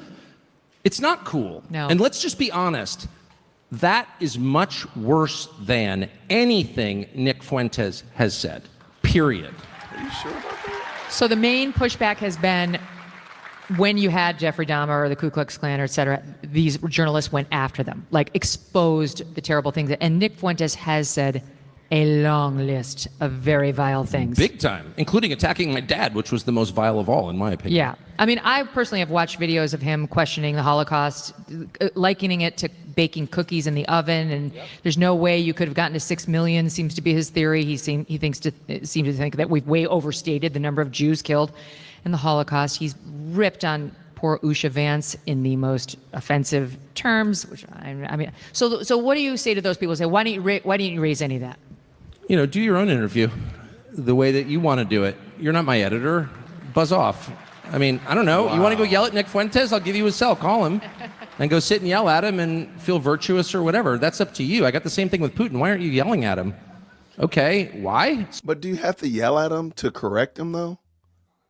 Like, do you have to yell at somebody if you say, hey, this person was talking greasy about my dad, and everybody knows what he said. So when we get here, we're going to talk about that, and we're going to discuss that in 4K so everybody can see. And either A, you're going to say, hey, I was wrong and I apologize, or B, I'm going to end the interview. I mean, it's really that easy. But you didn't push back on any of his the long list of things that you say he said was greasy, and even about your pops. If your pops is that big of a deal, the patriarch of your family, and everybody saw, heard, and has seen what he said about him, why are you allowing him to get away without? Sure, y'all might have talked off camera, but why didn't you bring it before camera so everybody knows, like, oh yeah, Tucker's a real one. Tucker got that clarified. Tucker said, yeah, I'm coming to get this. I'm coming to get this work. Well, but why not? Okay. All right. I'm not going to keep talking about this. I'm sorry. I'm not going to rage quit. We are going to continue. so I can show that I'm a good person. I care about what my wife thinks, my children think, and God thinks, and that's it. I don't need to prove that I'm a good person to you. You may think I'm a terrible person. Okay, I'm just doing my thing, which is I want to understand what people think, and I'm committed to that. And if you don't like it, don't watch. That's my view. Yep. But that doesn't mean that I share the views. I'm not telling Nazi jokes, obviously, or Holocaust jokes. I mean, please. And I don't, I'm not telling him even in private because I'm not into that at all. But I will say, just since you brought it up, one thing that did bother me was the Usha Vance thing. And I did actually, I generally make it a practice not to be like, you said this and da-da-da-da-da, and the internet tells me, or, the ADL says you said this. It's like, why don't you just tell me what you do think? Like, why don't you speak for yourself? Because we're adults. That is my approach with everybody, whether I like him or don't like him. But the Usha Vance thing did upset me because I know Usha Vance and I love Usha Vance, and I was really offended by that, just personally because I know her, right? And in a normal way. And I did think about that. Like, that pissed me off. And I'm just being as honest as I can be. I didn't want to repeat it. Yeah, no, you're always in that position. As a journalist, you're always there like, do I repeat it? Well, if you know the person. And spread it? Well, Or kind of. And it's like so wounding. And I mean, he attacked my wife, as I said. So I don't know. I'm sensitive. Okay, I'm sorry. I know I told you I wasn't going to keep stopping. So hold on. Let me make sure I got this right. You let a 26-year-old kid disrespect your wife. You've said that you're 56 years old. So you're 30 years older than him. You let a 26-year-old kid who's not even, which is crazy, right? You let a 26-year-old child disrespect your dad, disrespect your wife, disrespect your son, and the only person you're really pissed off about is what he said about the vice president's wife? Okay. All right. There you go. I feel like maybe your affections are not properly aligned, and maybe you don't know. Again, he made some pretty compelling discussions or claims about the Christian ethic and the Christian worldview. They were impressive, I have to admit. I will give him credit that what he said was impressive. The problem is, even when he said that you can be fixed through Christ, even though that still was very nebulous, but I'm going to give him a little bit. I've heard definitely worse. Okay, definitely have heard worse. But right here, instead of pushing against, why not? If you're going to make Nick Fuentes speak about his views, why not bring him on there and make him squirm and say, now, what did you say about J.D. Vance's wife? What did you say? What was the term you used? I don't remember. What was that term you said? So he's going to vacillate and he's going to squirm. He's going to either say it or he's not going to say it. But then the audience will know emphatically what he said. But you didn't do that to him. So you do come across as slimy. You do come across as a coward, as somebody said before. So you do come across as a coward. I'm going to finish this up. We're not going to be super long. Lady Dear World Christian just came in, and I hear something going on in the kitchen. Let's get it done. On that. So let me ask you Maybe this. I made the wrong call, by the way, probably. Did you know gold is up around 40% this year? I didn't know gold was up to 40%. Oh, that was the end of it. What do you know? Shout out. Yeah, his response to her question is everything. Like, it doesn't seem to me like he's again, I've said this before. I don't believe he's a Christian. I ain't gonna lie. Tucker Carlson don't got to prove anything to me. But when he says things like he hates Christian Zionists and then tries to, more than anybody else, more than Muslims killing in Nigeria, more than anybody else, he hates Christian Zionists. Okay. Which, by the way, a couple years ago was just called being a Christian, by the way. I know. The newfangled word usage, but that's what Christians just believed many years ago before we started adding the Zionism to it. But it is what it is, y'all. Thank y'all so much for rocking with me. Wait. What did you say here? Jason, I love how calm you are. Yeah, because it's just, at this point in the game, to me, it looks like theater. It just looks like theater. It just looks like we're watching two actors on the stage. We're watching Candace act. And really, at the end of the day, their behavior is not reflective of their testimony. And really, when the smoke clears, I think they show and prove exactly where they really are in the way that they behave and act. So I know where you are, Tucker. I can see where you are. I know what you say you want to do, but we know what you did. So your profession doesn't match your possession, and therein is the problem. So it's just actually theater to me. But we gonna see again real soon. Hey everybody, I do want to say tomorrow we'll do. I don't know if Candace is doing a show tomorrow. We'll do a show tomorrow. If not, at 7:00 Eastern Standard Time, I'm gonna be sitting down with Amanda Timpson, who is the whistleblower of the Fonnie Willis case, the case that completely disintegrated here in Georgia. Well, Fonnie Willis had an issue with the use of funds that were designated for gang prevention here in Fulton County, Georgia. And she was using the money wrong, and a whistleblower reported her, and Fonnie Willis retaliated against her. Her name is Amanda Timpson. We talked on the phone today. She's ready to come on tomorrow just to talk about where she is, what has happened. And I don't know if y'all remember, this case has almost been 5 years. Like literally, they're coming up on the 5th year, which is crazy work. This case is still going on, but she wanted to talk about it. I love having her come on. She's been on the show before. An excellent conversation. If you want to know a little bit more about some of the dark underbelly of local government, this is a great conversation. So hopefully y'all will have a good time tomorrow evening at 7:00. Check on by, check us out, see what we're talking about. And everybody, I want to say thank y'all so much for rocking. Thank you so very much to the very kind supers. Welcome to the new members. I appreciate each and every one of y'all. It means a lot that not only that you take the time to tap in, but hey, you're blessing what we're doing over here, and I really do appreciate it. Thank you for everybody who hit the like button. I appreciate it for sure, because it does help, man. The like button really does a lot. It is. Do not be afraid of the like button. Go ahead and touch it. If you didn't like what I did, hit it 3 times, okay? I appreciate it nonetheless. Everybody hit that green heart on the way out the door. I'm going to see you all tomorrow, Lord willing. So until then, guess what I'm going to say? Grace and peace. Take care, everybody. Thank you so much for tuning in to another episode of the Jay Witt Podcast. If you enjoyed today's show, please do me a favor and hit me up with that 3-piece special. Like the video, subscribe, and of course, share it with somebody who would also enjoy this type of content. And make sure you leave a comment, because I do pin the best comments to the top. So thank you so much for tuning in today. And until next time, everybody, grace and peace.